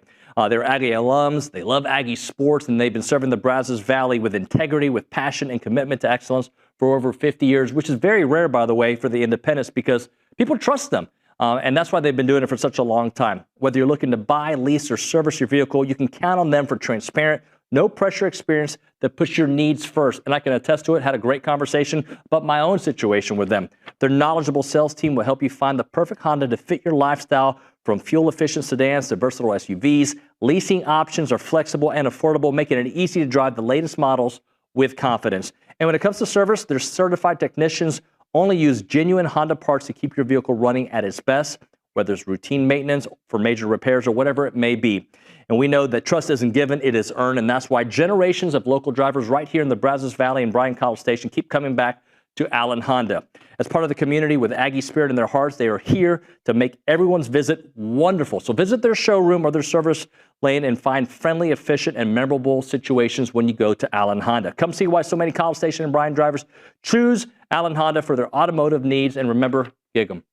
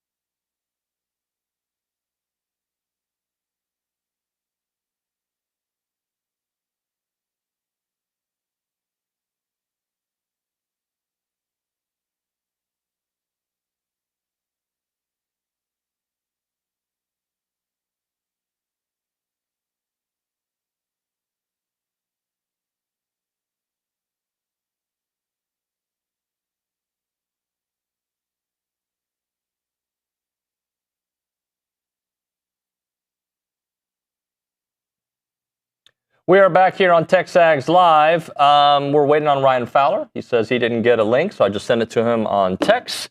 we'll get him to talk about to the Alabama Insider. But the NCAA does have a response. Would you like to read that, Kayla? Yep. So NCAA just put out a statement saying the NCAA strongly disagrees with the court's ruling in Sorsby's case and is deeply concerned about the damaging, far-reaching, and broadly destabilizing ramifications of this outcome, which undermines and corrupts the integrity of sports. The NCAA is committed to supporting student-athlete mental health, but must continue to aggressively defend against actions that defraud college athletics and threaten competitive integrity, such as betting on one's own sport. I hate it. I want to know what the next step is, right? Like what they do next. Let's do this. Let's actually go to the Buppy's Catering and Bartending hotline and talk to our friend Ryan Fowler. You can catch his work there on the game 100.9. Ryan, good morning, buddy. How you doing, buddy? Hey, good to be on with you guys this morning. We're headed to a super regional game, driving currently, and headed over to Alabama baseball. It was a big rain delay yesterday. I'm sure you guys may have heard a little bit about that, but the NCAA pushed it back 1 hour, and it ended up costing the 1 hour. They would have been able to get the game in, but there was probably no need. But the NCAA choosing to get involved, and just like a great Aggie said many, many years ago, Coach Stallings, if the NCAA is for it, I'm against it. That was a famous Coach Gene Stallings quote for many, many years ago. And once again, I think the NCAA screwed the super regional, but we're headed over to the stadium right now. All right, Ryan. Well, I appreciate the baseball update because it's I don't know if you know this about me. When my team loses, I kind of tap out for a little bit, like on whatever sport. I obviously, with the job that we do, you got to pay attention to it. But sure, I just get angry. So, but I want to get your reaction. It has nothing to do with anybody on your schedule, but this Brendan Sorsby situation that the courts have now said they've given him a temporary injunction to allow him to play, and it looks like he's allowed to play this season other than being suspended for those first 2 games. Shame on the judge. Shame on the judge. I mean, it's very simple, guys. I mean, listen, you and I are old enough to remember Pete Rose getting a lifetime ban. When you violate the integrity of the game in this magnitude, you should not be allowed to play college football. I'm sorry. I think when I look at it, there's a lot of things that we allow to happen, but it's once again, it's very simple. And, we blame the NCAA a lot. But I also look at these commissioners who make up this world of college athletics. At some point, they're going to have to stand up and govern their body. Greg Sankey's the same way. He's got to be able to stand up and govern this league. And I know it's a different league, but the world that we live in, we had it here with Charles Bediako case, where if you don't get something favorable, what do? You just go to a courtroom and you try to get, and especially with politicians, they want to be reelected. So you're putting them in a bad spot. And they know that these cases get a lot of publicity. But I disagree with it. I had not seen that. I was actually in the commute. So, when you look at it and you think about this particular situation, we've talked about it even in Tuscaloosa for multiple days. I never thought they would. So they granted that this morning that he will be. That's a disgrace. It is. I'm sorry. Hey, I mean, that I can't change any other opinion about that. Ryan, I didn't call you during the Bediako situation. I was against it. A&M played them. I'm just curious, from an Alabama insider perspective, what was your take on it then and maybe now? I just want some perspective because, A&M's got not a similar situation this year, but a situation that it's kind of similar, except they haven't played a guy who's not eligible yet. But when it's your team, you can see things selfishly. When you take a step back, did you agree with the whole Bediako thing just now here a few months later? Oh, and if you think about Nate Oates, he won the conversation because he made us have the conversation about European pros. And I think that was one of the things that he was kind of pushing, even though, I think Charles Bediako, would he have made a difference possibly? He played games here in Tuscaloosa. I think initial reaction was what is Alabama trying to do? And as you gather, it's almost like we're trying to push, this is an Alabama thing. If Alabama does something, the magnitude, if Kalen Boer went and had a slice of pepperoni pizza and the other coaches wouldn't have had the same pizza, it would be a bigger story. And I think Nate Oates used that to his advantage to push this conversation and to really go back and maybe re-examine, because we do have, whether you're a professional, I mean, heck, we're all old enough to remember Jeremy Bloom getting banned or not being allowed because of being, quote, a professional athlete in a different sport, skier, and I think he went to Colorado as a wide receiver.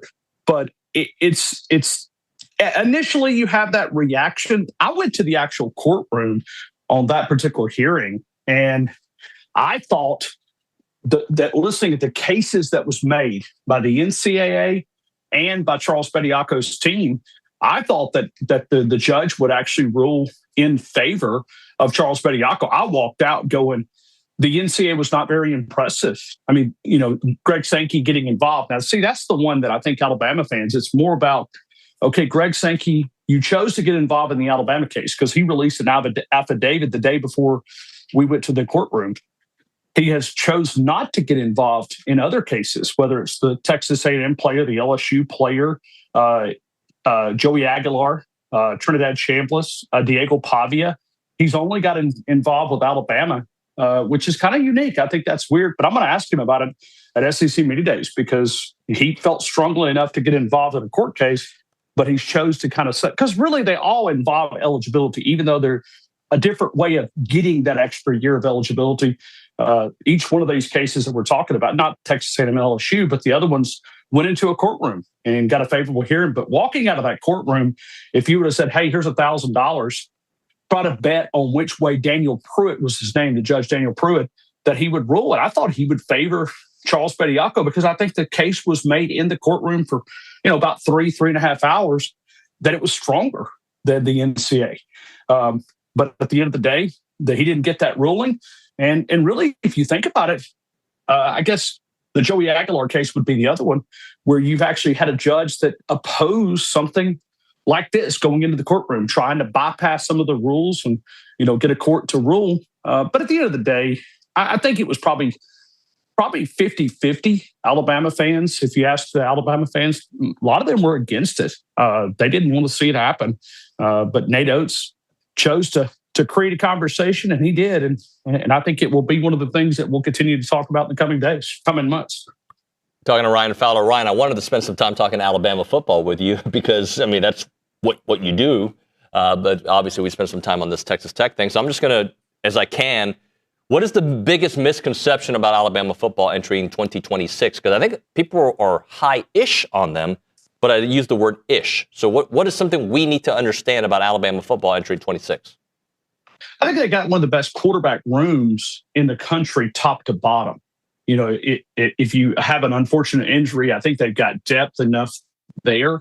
I think you're going to be okay at the quarterback positions, regardless if it's Keelan Russell out of Texas, Duncanville, or if it's Austin Mack, a transfer that came in from UW. It's been with Kalen DeBoer now 3 seasons.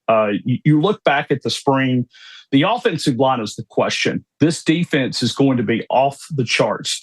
They've got enough defensive backs really to play 2 deep and be quality in 2 deep. They've got lockdown corners on both corners. They've got safeties. They've got depth at safety. The defensive line is probably 8 to 9 deep. I haven't seen that since like 5 years prior to Nick Saban's retirement. I mean, you got to go back to like 2020, the last time they had this much depth on the defensive line. But it's all about the offensive line. The offensive line was the weakness last year. It struggled, and it looked back, and it was the only offseason move from a coaching staff standpoint that Kalen DeBoer made, and he made it very quickly. He said that it was simply based on production. Coach Cap has moved on. He's at Auburn. We wish him absolutely nothing but the best, as we always supposed to say that, right? In Tuscaloosa, when Auburn coach, when somebody hires an Auburn or a guy to go to Auburn, but he was not a very good offensive line coach. I mean, he really struggled because there was talent on that offensive line. He just never could get it to go together. Caden Proctor, obviously you guys know a lot about Wilkin Formby there at Texas A&M. And then you had Parker Brailsford. So you're replacing 4 out of the 5 offensive linemen.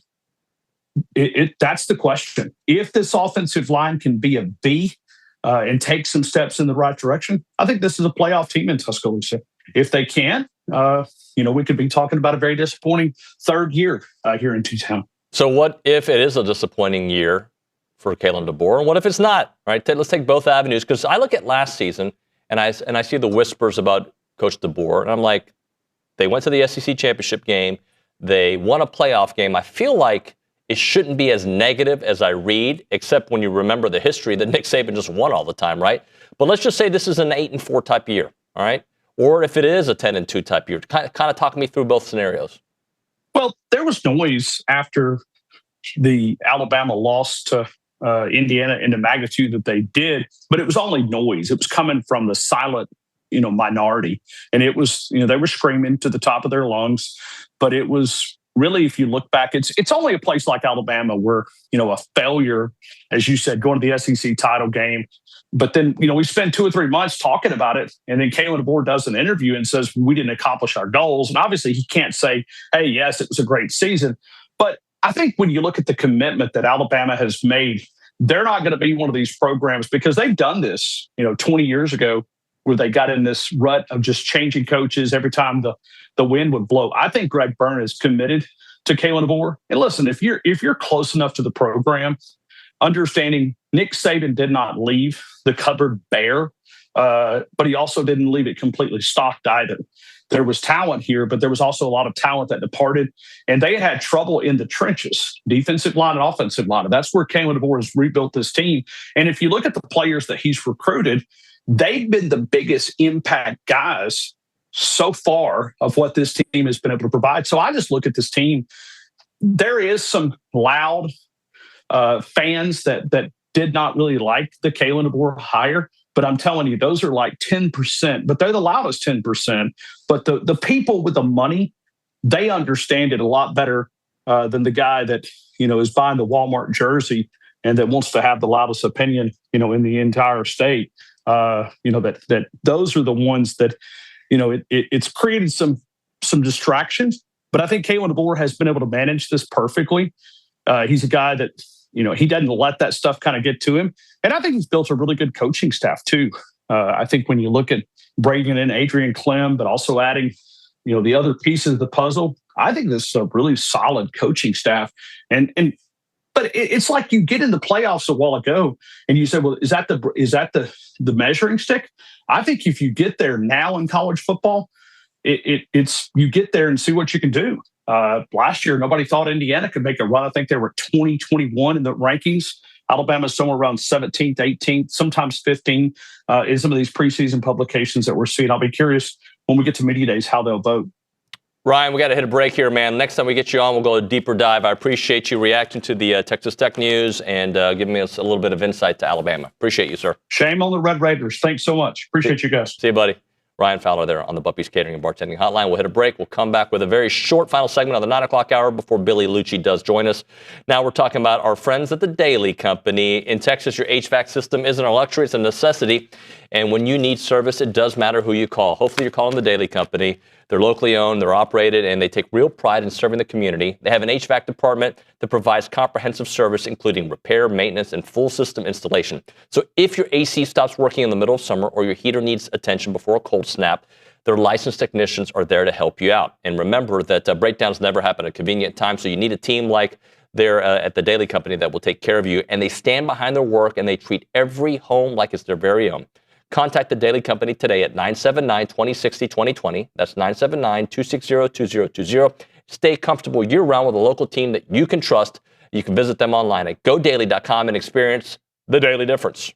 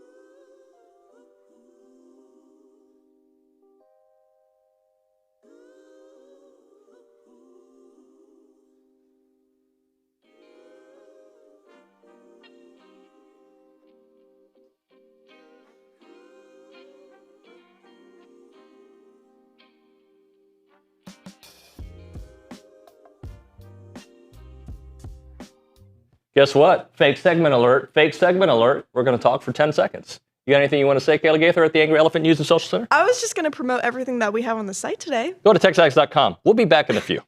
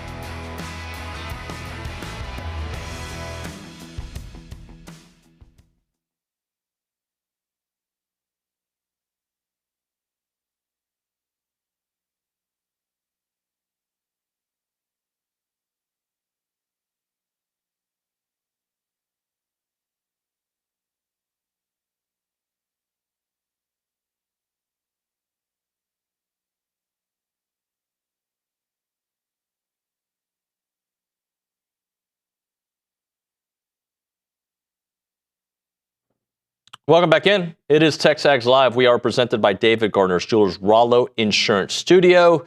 Appreciate everybody tuning in. Should have Billy Liucci here momentarily. I assume in studio. If not, we'll call him up here in a moment. We are still reacting to, temporary injunction.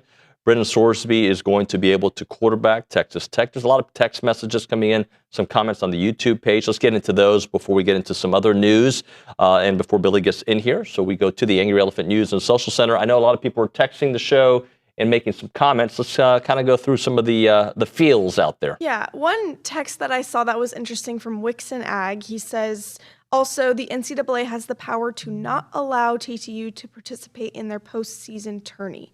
That's the fix. They can still enforce a postseason ban that can be litigated. So I didn't know that. Well, I mean, they could just pick them not to make the postseason, And sure. that's interesting, but I don't know if that is going to prevent the downfall of what's going to come from this. Let me go ahead and say a couple things about this. I disagree with Sorsby being able to play. I think I'd also disagree with the NCAA saying, oh, yeah?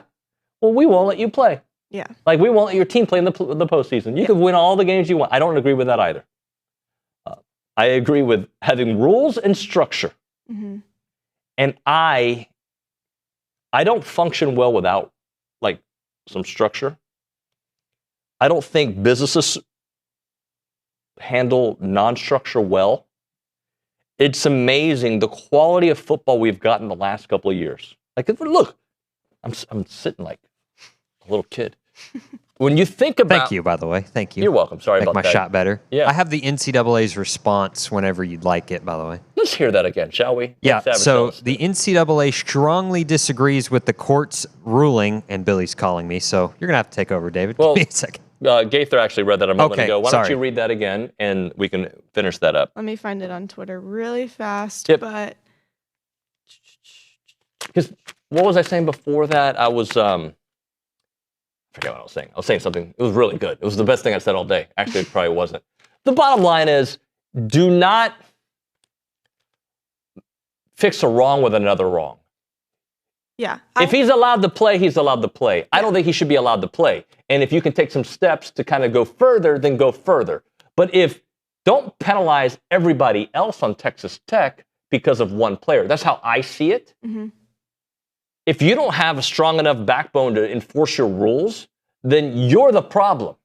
So let me just say one other thing about that. Yeah, go ahead. If my kids leave socks on the floor all the time, and sometimes they do, by the way, and I don't fix that problem myself, I can't get mad at anybody but myself. I have to enforce my rules. If my sons, who I don't worry about them, miss curfew consistently, and I don't enforce rules for it, you can't use the car anymore. What, Dad? No, you can't. You missed curfew. All right, they're probably too old to have curfew. But my point is, if I can't enforce it, that's on me. So I have to put the rules in place now. And I'm not going to ground the other kids because the twins were bad, right? So, and I feel like that's what's happening in that scenario. Go ahead and read your not yours, the NCAA's comment. So the statement again says the NCAA strongly disagrees with the court's ruling in Sorsby's case and is deeply concerned about the damaging, far-reaching, and broadly destabilizing ramifications of its outcome, which undermines and corrupts the integrity of sports. The NCAA is committed to supporting student-athlete mental health, but must continue to aggressively defend against actions that defraud college athletics and threaten competitive integrity, such as betting on one's own sport. Rancho Tejano says, Nuño, if Sorsby plays, we need to quit pretending athletes are students and are therefore not subject to the NCAA rules. All right, let's go to the Buppy's Catering and Bartending Hotline. That's where we find Billy Liucci, the executive editor and co-owner of TexAgs. Billy, good morning, buddy. What's up, Nuño? We're just reacting here to the temporary injunction for Brendan Sorsby that looks like he's going to be able to play most of the season, not the first couple of games. Billy, I guess just your initial thoughts on the ruling. The bold judge there was laying the hammer down for the two games that, I mean, look, we've been there, done that with Johnny, the signing of autographs, and was suspended for the first half of the Rice game. It feels different when it's gambling, and it's something that the NCAA has always punished, kind of like to the fullest extent of the quote unquote law. And now this, it's going to make Texas Tech the villain in college football this year. I think they're okay with that. They seem to like that spotlight, and they seem to like the spotlight as long as it is a spotlight, positive or negative. And so they're going to embrace this and probably ride Brendan Sorsby's arm and running ability all the way to the Big 12 title in the playoffs. So, look, man, this is a bad day for the NCAA and any type of enforcement. I mean, it's the same thing all these people have been talking about in the last couple of weeks around college football, around the sport, and, you know, and all these politicians and everyone else, administrators have been saying, like, there's no enforcement arm. There's no, with any bite, there's no, you know, anything that you hear that goes against any of these quote unquote rules is just going to be circumvented through a friendly judge somewhere. Period.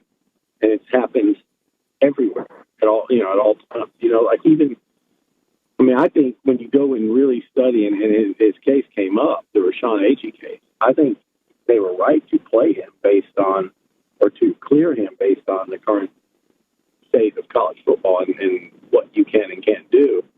But that was also fought out in a, courtroom in Bryan, Texas. And the same thing with Trinidad Chambliss. And these are all different cases, right? I mean, I know the Bediako one did not work out, but it seems like 9 out of 10 of these do. Billy, what do you think it does to college sports moving forward about kids who are thinking about gambling and have gambled and like, all right, well, it looks like I can get away with it? Yeah, I mean, I don't think it would be that dramatic because, it's still, this all made headlines. There was punishment. It's very light, but like, I think anyone really paying attention was like, damn, that almost got him. But yeah, to a degree now, more importantly, David, I think than kids watching and going, oh, I can bet on every game I want now. I think more important than that is you're now going to have anybody that does get caught. Here's your standard. Here's your baseline. Brennan Sorsby.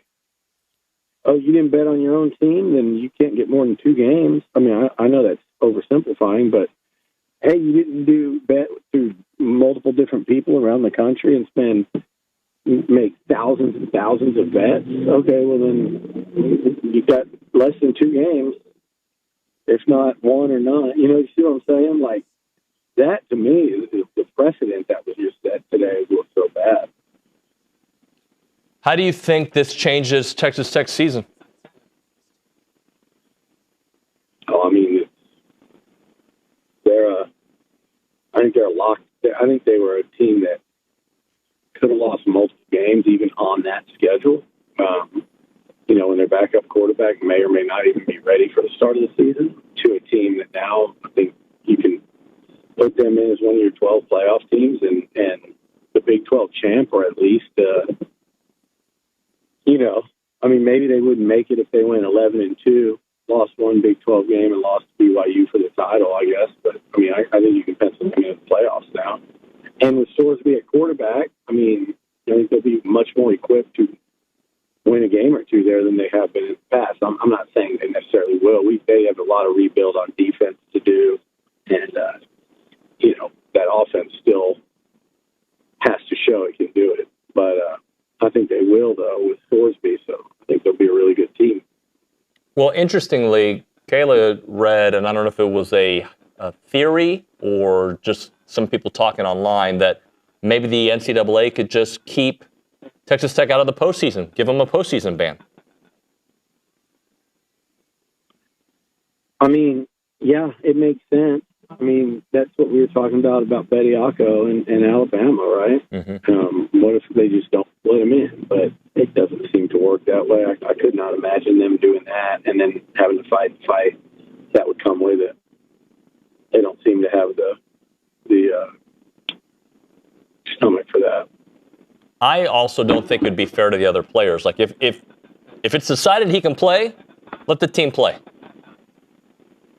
Yeah, I agree with that. One other thing on the go ahead, but Billy, I'm sorry. I don't know how they stop that. I don't know how they stop that from happening at this point. So it's crazy to me, like what we're seeing happen around college football, this type of stuff. And you can bet at some point they're going to put a foot down, but all this stuff is already going to have happened. I'm reading so much reaction. There's a legal Tom Mars, who's a lawyer. In my 40 years as a lawyer, I've never been as shocked and surprised by this court ruling. I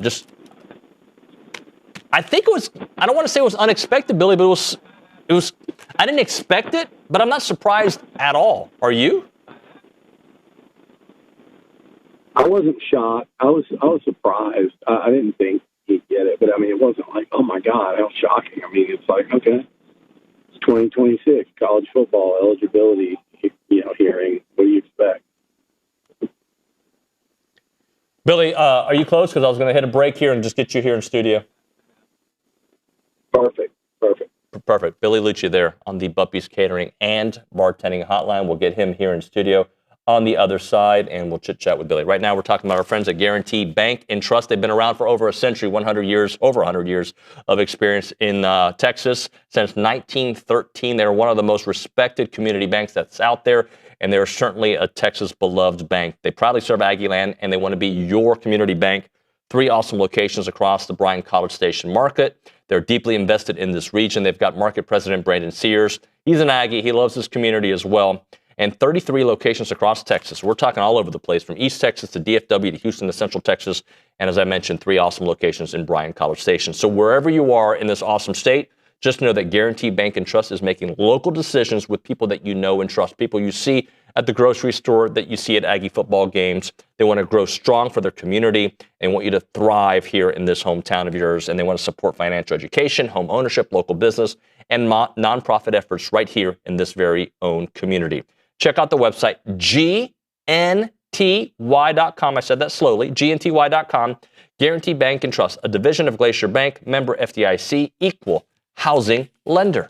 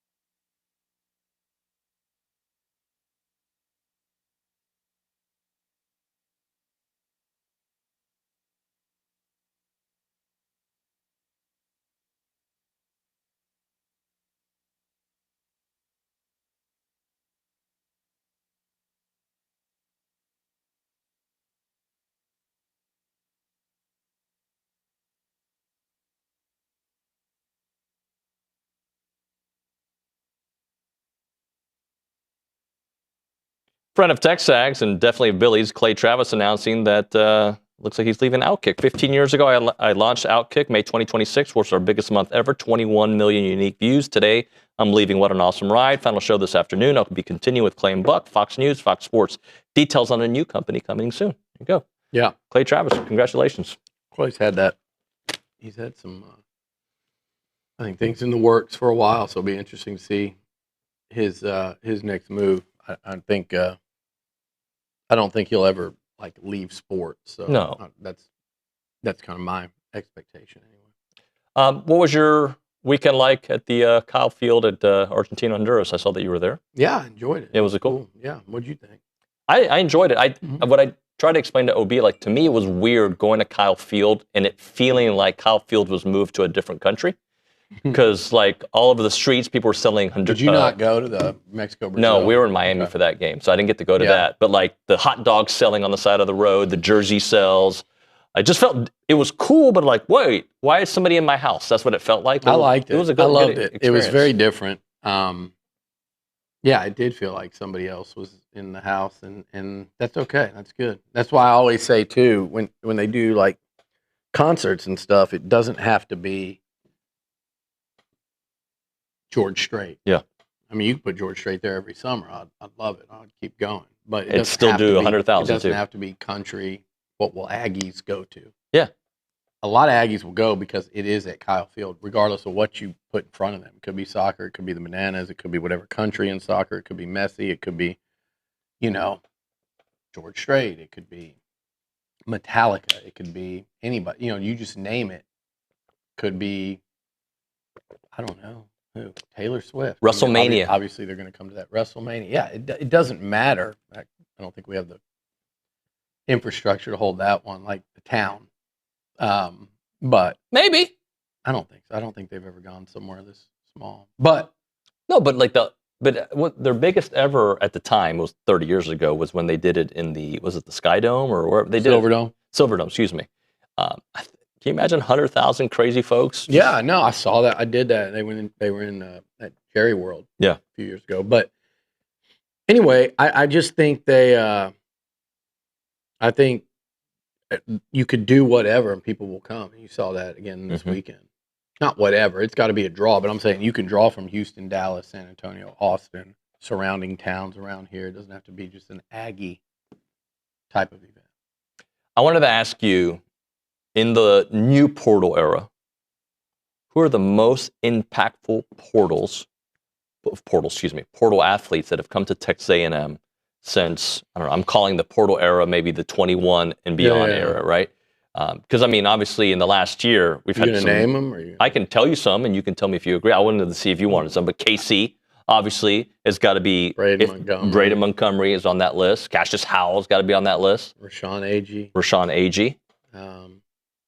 I would say Dylan Rock had a little run. Dylan Rock had a hell of a run. Hakopian would have, I think, had he not been hurt so much of the year, still had a big impact. But Boots Radford. You forget about Boots because he was a long-term guy. Baseball, volleyball, Stowers. Yeah. I mean, that goes without saying. She'd be way up there. I don't know. Who else football-wise. Cassius, KC. Hopefully we add a couple to that list this Craver. year. Yeah, Mario Craver for sure. I mean, you had several get drafted. We're leaving off draft picks, but you're trying to cut through and get to, who the most significant were. The reason I thought of it, Billy, too, is because at one point it was like one or two guys, but you look at who A&M sent to the NFL draft last year. A lot of those guys, as you just mentioned, were transfers, and you're seeing. And I think the interesting thing about a transfer is are they a mercenary or are they an Aggie, right? And KC quickly became an Aggie, in my opinion. Mario Craver is going to have multiple seasons at A&M. Became an Aggie in that run. I even think of Dylan Rock the same way. Very short stint, but like Armage, had a great run. Yeah, no question. I mean, and I think it's the state of college football today, where if you're good and you're new, your school's going to embrace you. But it's also combine that with Texas A&M and how this place will embrace you. Yeah, and do you get us and we get you? I think that plays a part. Like, who was it that? Henry Coleman. Mm-hmm. Henry Coleman was a transfer, and we think of him as an Aggie because he was here so long. But he embraced he still embraces everything about A&M. But he was a long-term guy. Yeah, no question. And so I thought of that because the direction that we're going in sports, that is going to be more the norm. Yeah. And the way Coach Elko is building the roster, it is, I don't know if it's a third of the roster, I don't know if it's half the roster, but he does homegrown, transfer, but yet it's still under that same kind of, it feels A&M. Yeah. If you will. Yeah, it does. Yeah. What else did you do this weekend? That was about it. Watched a lot of baseball. And that was about it. Just relax. Yeah. We had family come in, and we obviously went to the game. Mm-hmm. But I want to read you a CBS Sports article, all right, that talks about the buzz teams. A&M was not listed on the buzz teams. Two of the teams that they listed on there are the Aggies are going to play. Teams that are generating the most off-season buzz. A&M will play Texas, and they will play LSU on that list. A couple of teams that are on there beyond that. I just want to get your takes on where they're going. Texas, LSU, Notre Dame, USC. Because do you buy a lot of the hype? There's always hype around Lincoln Riley and his teams. Yeah. But it does feel like the last 2 years, the arrow has been pointing a little bit higher for Lincoln Riley and what he did his first couple years at USC. Yeah, I'm not buying as much of the buzz with USC and Lincoln. I can't. It's just he's got to show it to me. And to lose Mekhi Lemon, I know they bring back the quarterback, and that's why a lot of that buzz is. I'm gonna believe that when I see it, when they start beating the real teams on their schedule, those real teams in the Big Ten. I'd have to look at their schedule and kind of see who they're playing there, in the Big Ten to see what kind of run they can make. Let me read it. But go ahead. Just read off the notables. The notables, okay. So I'm on here. It looks like the first notable game. The first notable game, if you think it's notable, is Rutgers, September the 19th. Notable. Okay, well, that's the first time that they play a team that's not notable. Okay. Oregon, September 26th. Okay. They are hosting Oregon. Okay. Then they host Washington. Okay. Then they go to Penn State. All right. Then they go to Wisconsin. Then they host Ohio State. Okay. Then Indiana hosts them. Okay. So they got a tough schedule. As far as the Big Ten, that's a tough schedule. I mean, first of all, those top three would match almost anyone's top three. So so because of that, I'm not buying the buzz of USC. Okay. Are you buying Notre Dame? Yes. Schedule, easy. I'm buying quarterback, coach, defense, schedule. Are you buying LSU? As what? I understand why they create buzz. They got a quarterback. They've got, big name quarterback. They got a bunch. You understand the hype behind guys, them. And they got Lane Kiffin. I understand the buzz. If you're giving me buzz of them as a top 15 team, I'm buying it. If you're giving me buzz as a top 5 national title contender, no, I'm not. Playoff contender, yes. I think they'll fall just short. So you don't think they'll make the playoffs, but they'll be in the mix until the end? Yeah. And Texas, you obviously believe in their hype. Mm-hmm.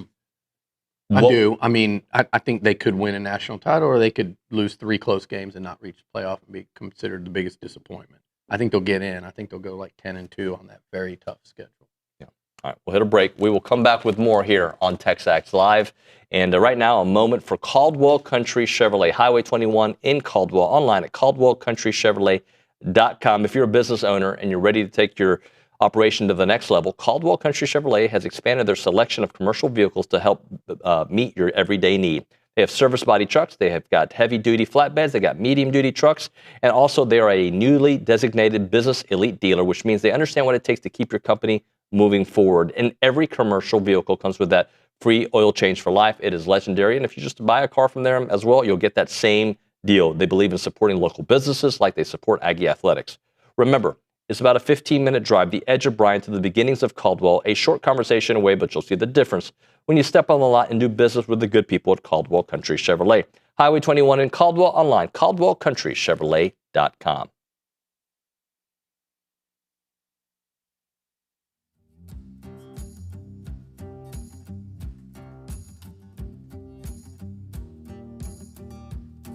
I wish I had Olin here for it because he loves energy drinks. Catalyst Citrus Spark. This is one of the new flavors out there. Whether you're grinding through workouts, cramming for a test, or closing in on a deal, or getting ready for TexAgs Live, you never know, right?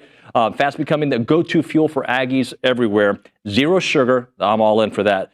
Or synthetic sweeteners, no artificial colors or flavors. Catalyst delivers clean, high-performance energy with smooth, crisp taste that is never syrupy, designed for both health and hustle. You want to get going? You use this Catalyst right here. It's about pure energy and pure results. And what sets them apart? Packed with premium nootropics blended to boost focus, clarity, and mental stamina. I need this. I'm in, guys. I'm in. Plus, with plant-based caffeine, vitamin B12, B6, Catalyst supports metabolism and energy production, making it more than a drink.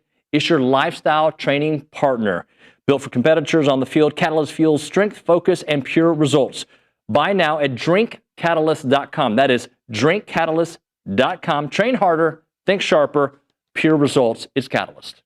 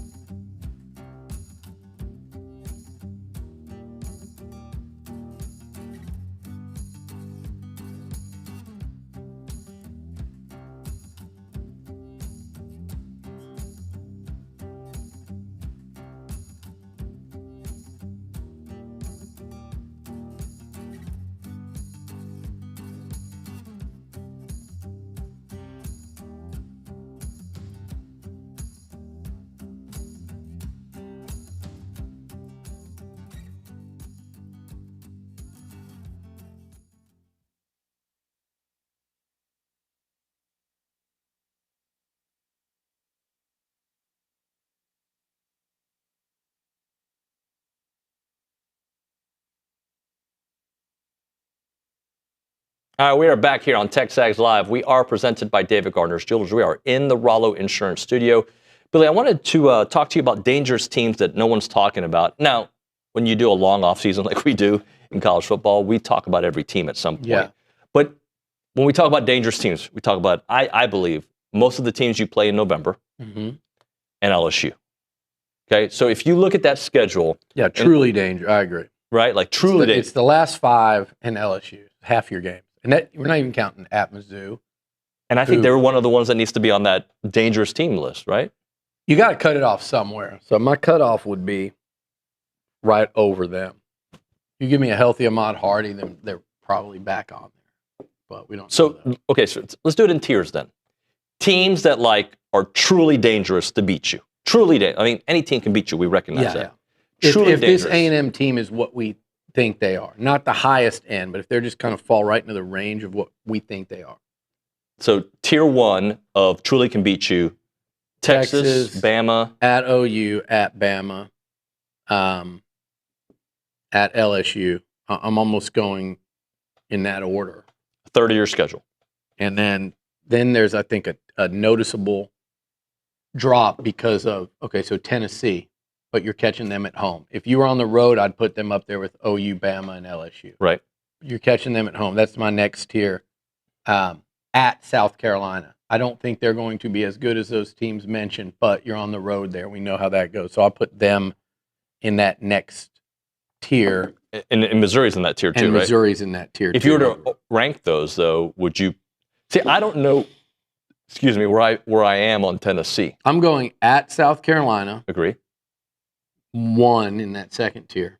Agree. I'm going Tennessee at home, 2 in that second tier, and at Missouri, 3 in that second tier. If I'm told Ahmad Hardy's playing and playing well, then I'd probably put Missouri, me personally, above Tennessee. But I agree with that. But I don't know by that point, by November the 14th, I don't know. We'll know if Tennessee is truly dangerous if their young quarterback ends up being what they expected. Yeah, I mean, I think they need.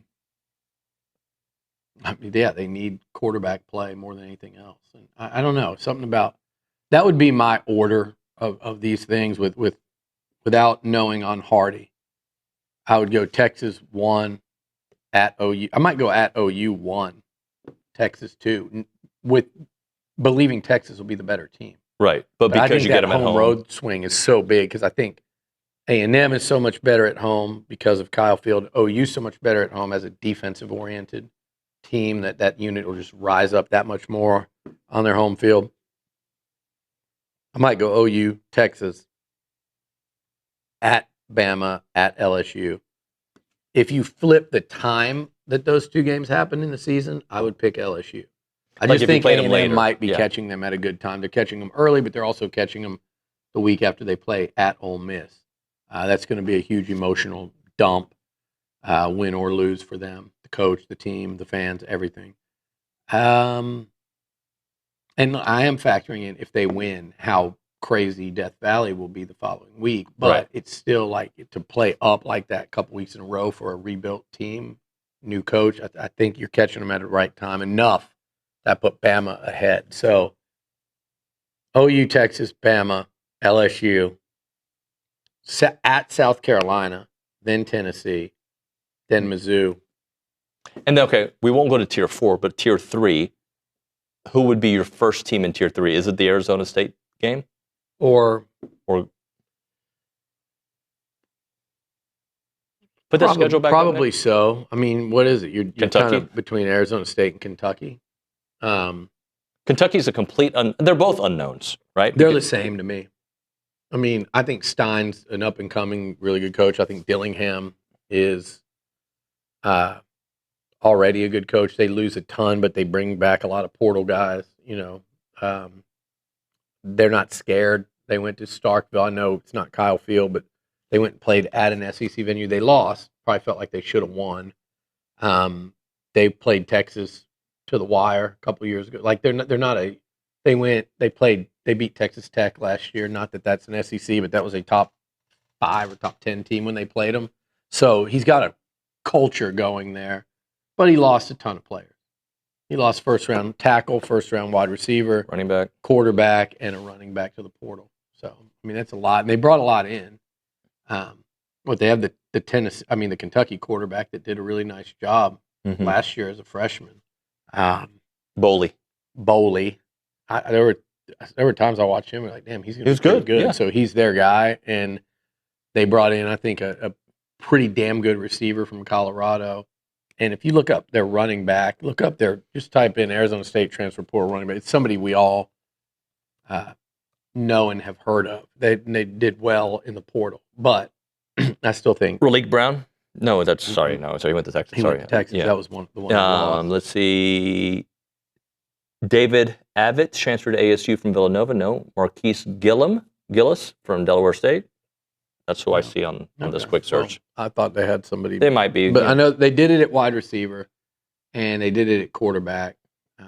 So I think Arizona State will be just culturally a threat. But you look at what Kentucky added in the portal, and Kentucky is a team that up and down did a lot of damage in the portal, and they got a lot of momentum right now with Will Stein. There will be Jay Bateman coming back as their DC. So I might even go Kentucky over ASU because I think if you just put both those teams out there today and said, let's just play the draft pick game, I think Kentucky's probably ahead more in that regard. Even though they're lower tier SEC, they're SEC. Yeah, I would agree with that.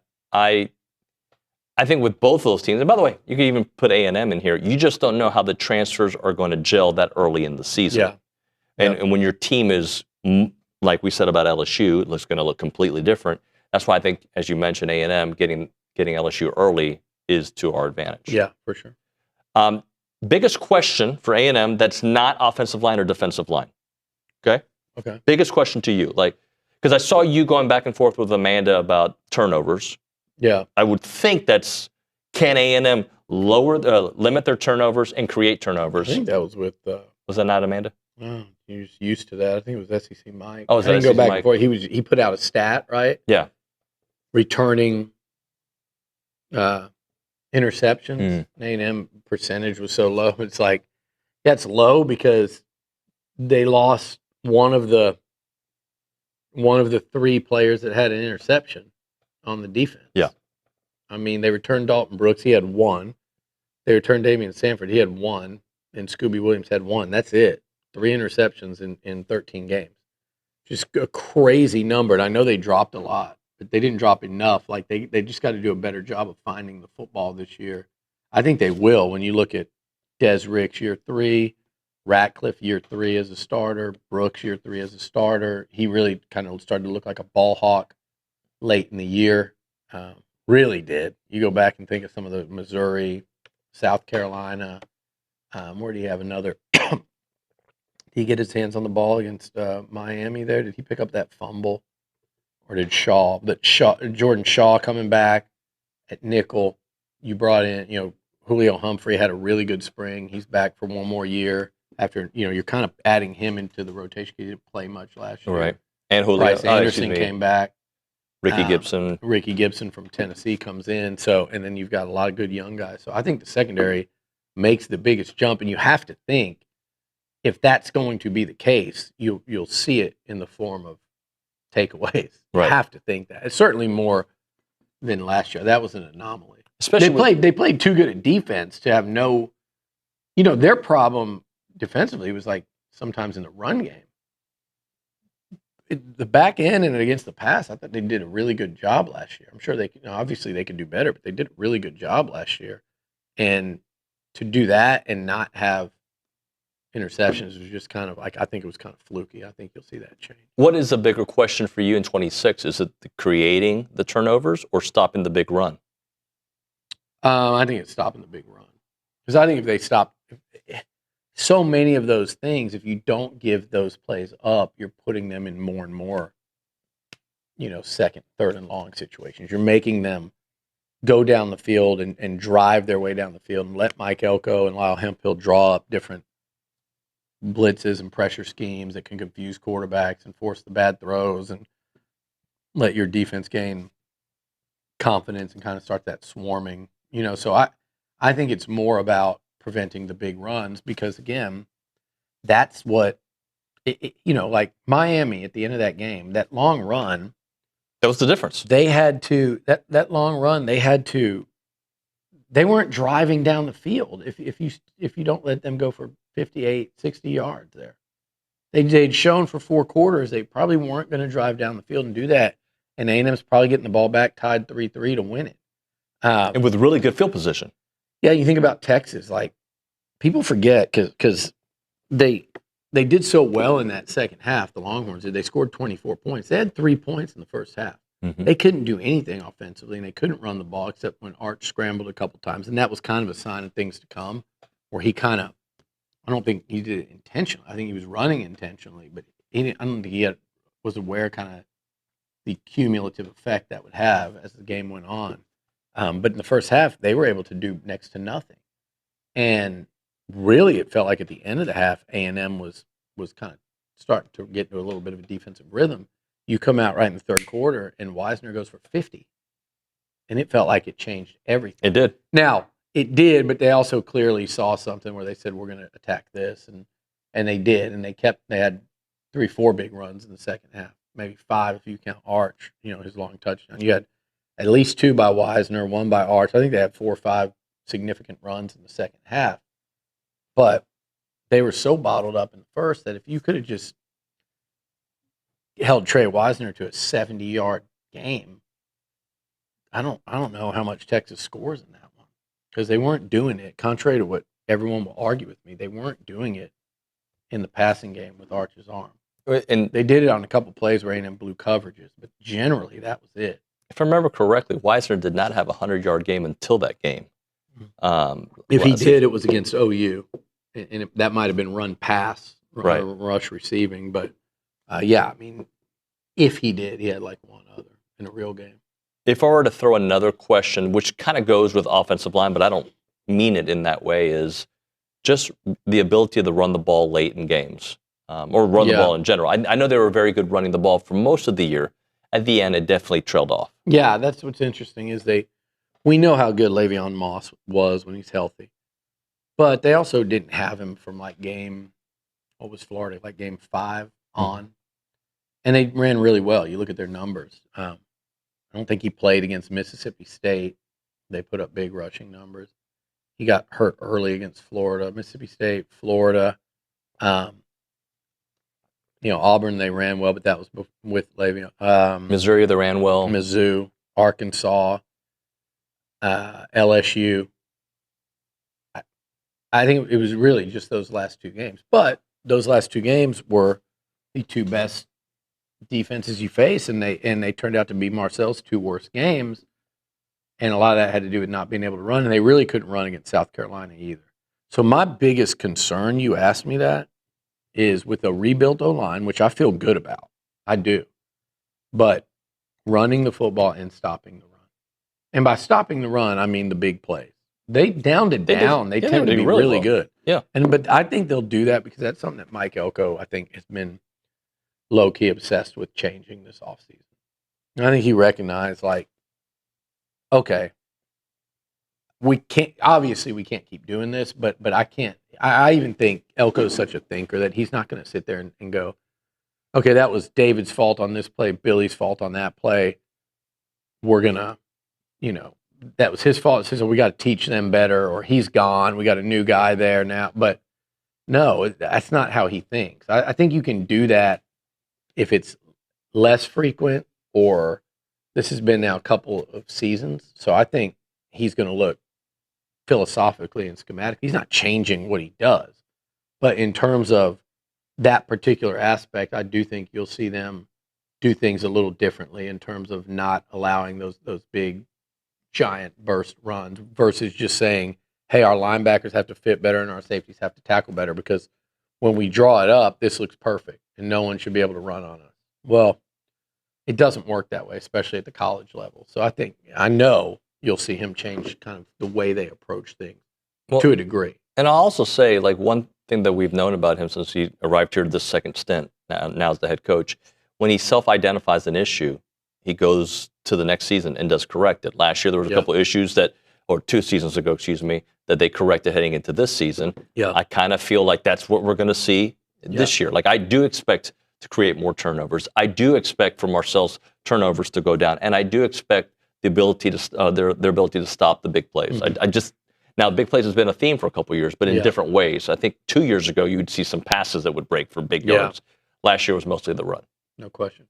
Yeah, it's interesting that the passes were 2 years ago, and then last year it was more on the ground. So he did focus on and kind of turn the spigot off when it came to the passing. Now, there was a new leak in the dam that they're having to plug.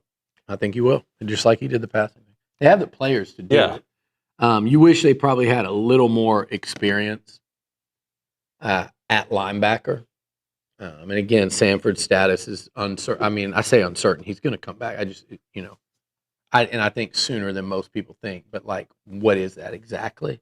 In terms of when does he get back and is working and running? When does he look like his former self? I think that's the bigger part of it, is with so much missed time, when does he look like his former self? But if he's able to practice fairly early, like if it's midway through camp, then you're not that far behind, especially with the way this season, the schedule lays out. Hey, last week I asked you what you would order at Frutella. Now I want you to order for me, and let's bring somebody from the office with us. And you order for OB. What are you ordering for us at Frutella? Okay. I'm getting you like a grilled chicken dish. I like this so far. A lot of sautéed vegetables in there. You can put that together yourself. You could do chicken piccata if you Let's like go. that. I like chicken piccata. Chicken piccata, nice grilled chicken, a little flavor there. The lemon, the capers. OB. We getting an OB, pizza? man, I think I'm getting OB a meatball parmesan. Okay. Like a meatball sub. I think OB would appreciate just a good old fashioned. The bread is fresh. The meatballs are outstanding. The gravy, as I call it, people up down here don't call it gravy, but the red sauce, the marinara, the gravy, whatever, is exceptional. So I think OB is a meatball parm guy. If we brought Zane with us? Salad? No, they do have a good salad, but they're like Zane. Oh, I know what Zane gets. Zane go chicken parmesan. Chicken parmesan? Mm-hmm. It is Frutella Italian Cafe, 3901 South Texas Avenue in Bryan. Come discover why it's more than a meal. It's a tradition. It's Frutella Italian Cafe.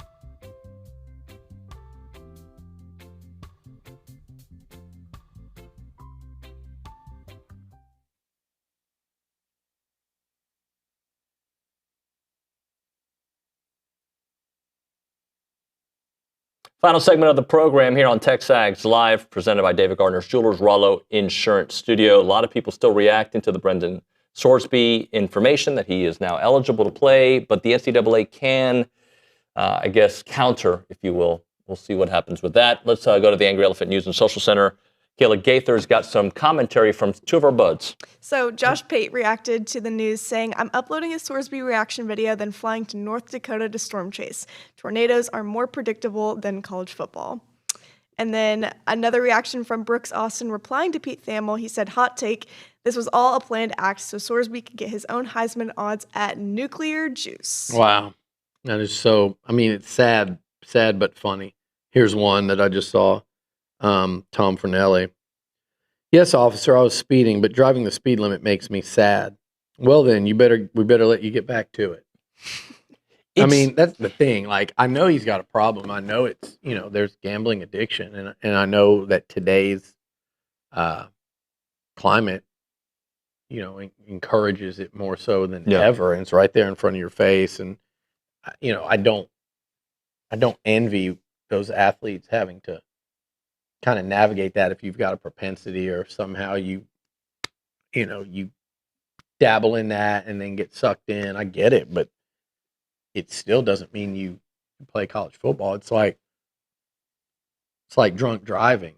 Like I'm taking it a lot further. Obviously, it's a much more dangerous thing, but there's a lot of temptation for college kids to drink. Mm-hmm. It's real easy to get in an Uber now. I mean, look, if people our age in college, you didn't have that. And I'd say to anyone, raise your hand if you haven't driven in college or whenever when you're over the limit. Mm-hmm. I mean, I think most people would be hypocritical if you're over the age of the Uber era, right? But it's right there for you not to do. The temptation is there to drink. There's all the bars, there's the fun, there's the partying. People do it. But if you get caught doing that, then you're not driving anymore. You get caught gambling, you shouldn't play football anymore. That's pretty simple. Thank you, Billy. Appreciate you. Tomorrow on the show, I believe Ross Dellinger. We'll talk to you then.